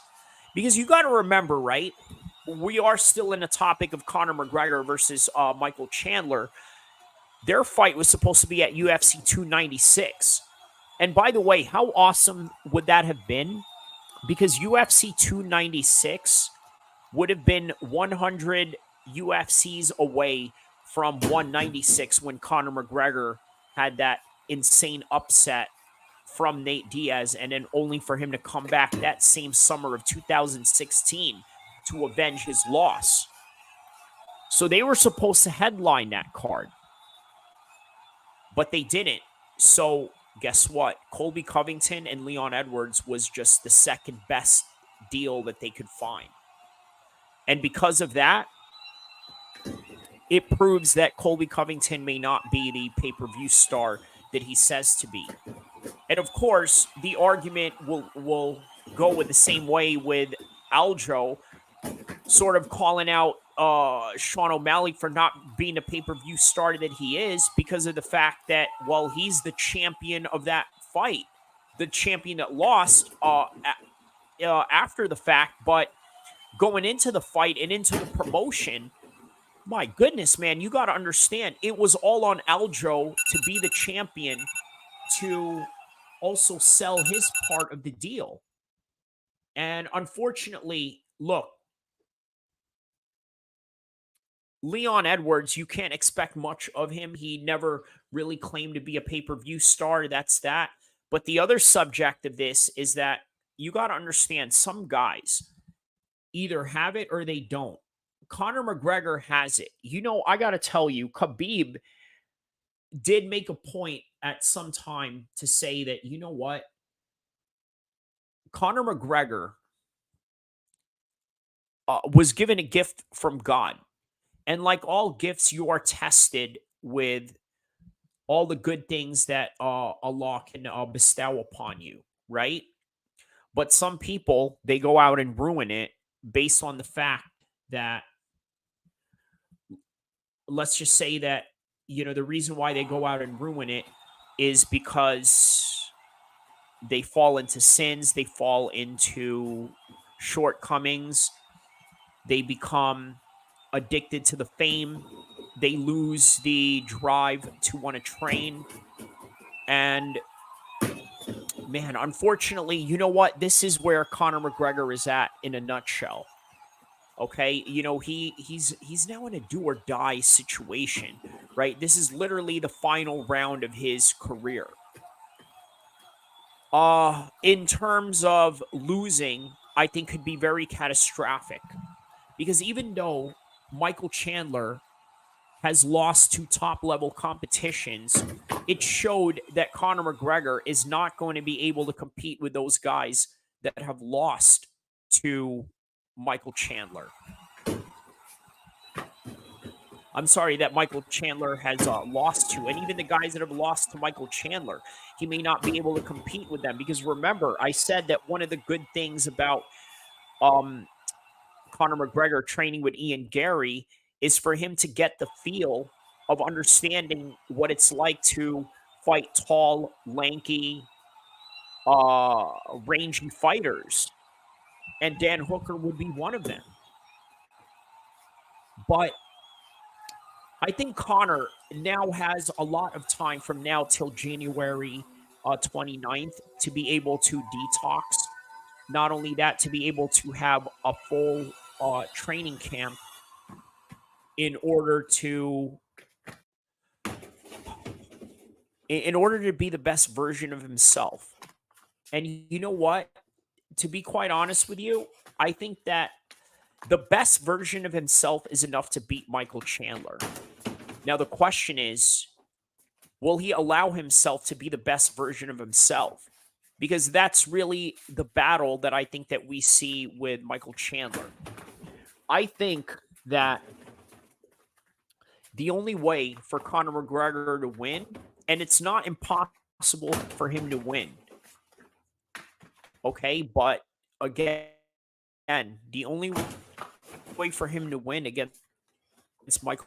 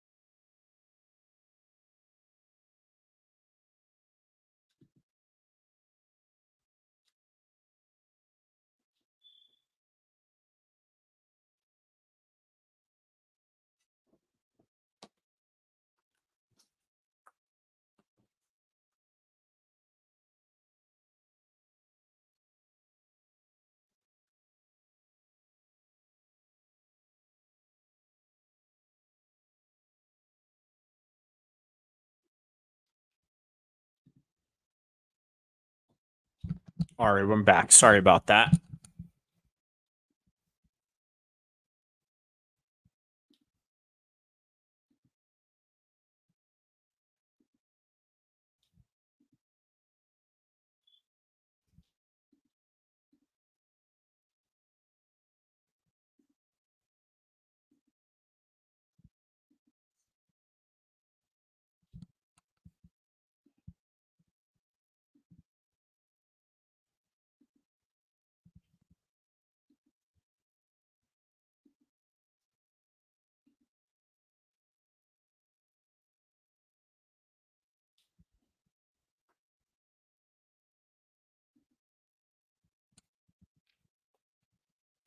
Yeah, so sorry about that. So what I was saying was that the only way for Conor McGregor to win against Michael Chandler is to be the absolute best version of himself. And what exactly does that mean when I say that he has to be the best version of himself? Meaning that he has to have all his ducks in a row in his training camp, but not only all his ducks in a row in a training camp, he also has to implement new strategy in order to mitigate whatever dangers that, let's say, the likes of Michael Chandler can offer. Now, what are some dangers that Michael Chandler can offer? Well, look, he can drop bombs on you, but he's very sloppy and he can be hit. Conor McGregor can be very technical, and if those two combinations come together, with Conor being not only extremely technical, but only also Conor McGregor being able to have the right training camp where he's healthy, he's had all his ducks in a row, he's got the right nutrition, he's got the right game plan, he's got the right training camp and preparation with the right amount of sparring and everything in between.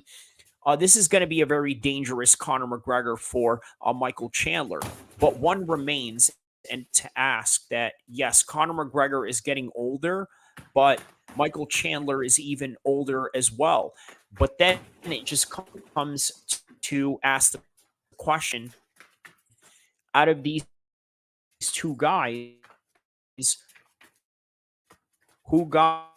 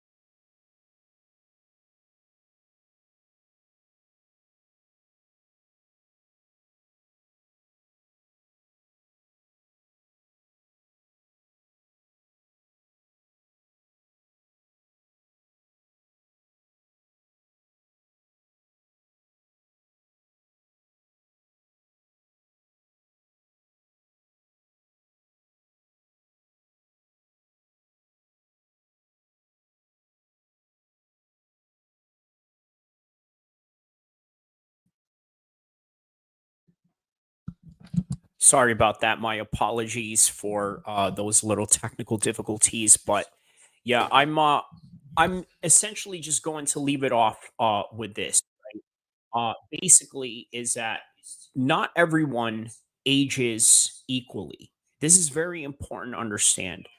Okay. The reason why this is very important to understand is because when you're looking at a 35-year-old Conor McGregor versus a 38-year-old Michael Chandler, and by the way, he will probably be more than likely to be 39 by the time that this fight goes on. Okay. I think that it is safe to say that Michael Chandler is probably the guy that has aged a whole lot better than Conor McGregor, as opposed to Conor McGregor aging better than Michael Chandler, which is highly unlikely because you look at Michael Chandler, right? He has a very grounded life. Now, if you notice with Conor McGregor, does he have a wife, a family, children, and things of that nature that can sort of also ground him down? Yes. But let's be honest, right? Some guys just try to parent to, I guess, look good for the gram, right? Let's be honest about this. There's a lot of guys out there that, I mean, really, I'm not trying to knock anybody, but let's just be honest, right? There's a lot of people that virtue signal out there. I'm just going to say it like that, right? There's just no doubt about that. If you doubt that, I mean, you're probably naive. I'm sorry to say, but a lot of people out there really just go out there and clout chase and sometimes will use their kids. But okay, that's neither here or there. The point that I'm trying to say is that Michael Chandler is not living a party lifestyle the way that Conor McGregor is, and doesn't have the access to all these insane amount of party drugs for him to just get messed up and all that. And then guess what? When you have money, it's almost like you are okay with the accountability of whatever happens. And then you start losing track of being an athlete. You start losing track of being the best in the world. And this is what you have going on with Conor McGregor. So again, everything with this fight, I'm going to end it with this, is that it's predicated on how Conor McGregor decides to train. You know, is he going to train all the stand up? And then not only the stand up, is he going to train the ground? Is he going to train his jujitsu in order for him to, let's say, mitigate any danger if Michael Chandler, if and when he decides to use his wrestling? These are things that Conor McGregor has to think of. And also, he has to also think about that, how sharp is his striking going to be? Okay. Because yes, we know you as a striker, but you know what? It doesn't mean that that is a static state. You have to constantly earn it. So if you're not training the grappling, you're not training the clinches, you're not training the knees, the elbows, and everything in between, then you're just missing out on something that the other guy can easily exploit.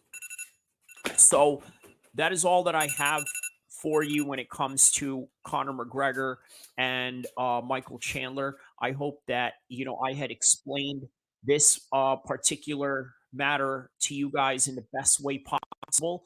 I hope that you guys like and subscribe, and not only like and subscribe, but also not forget to tell a friend to tell a friend and help make this become one of the biggest channels in mixed martial arts and also in combat sports, inshallah. I hope you guys enjoyed your night.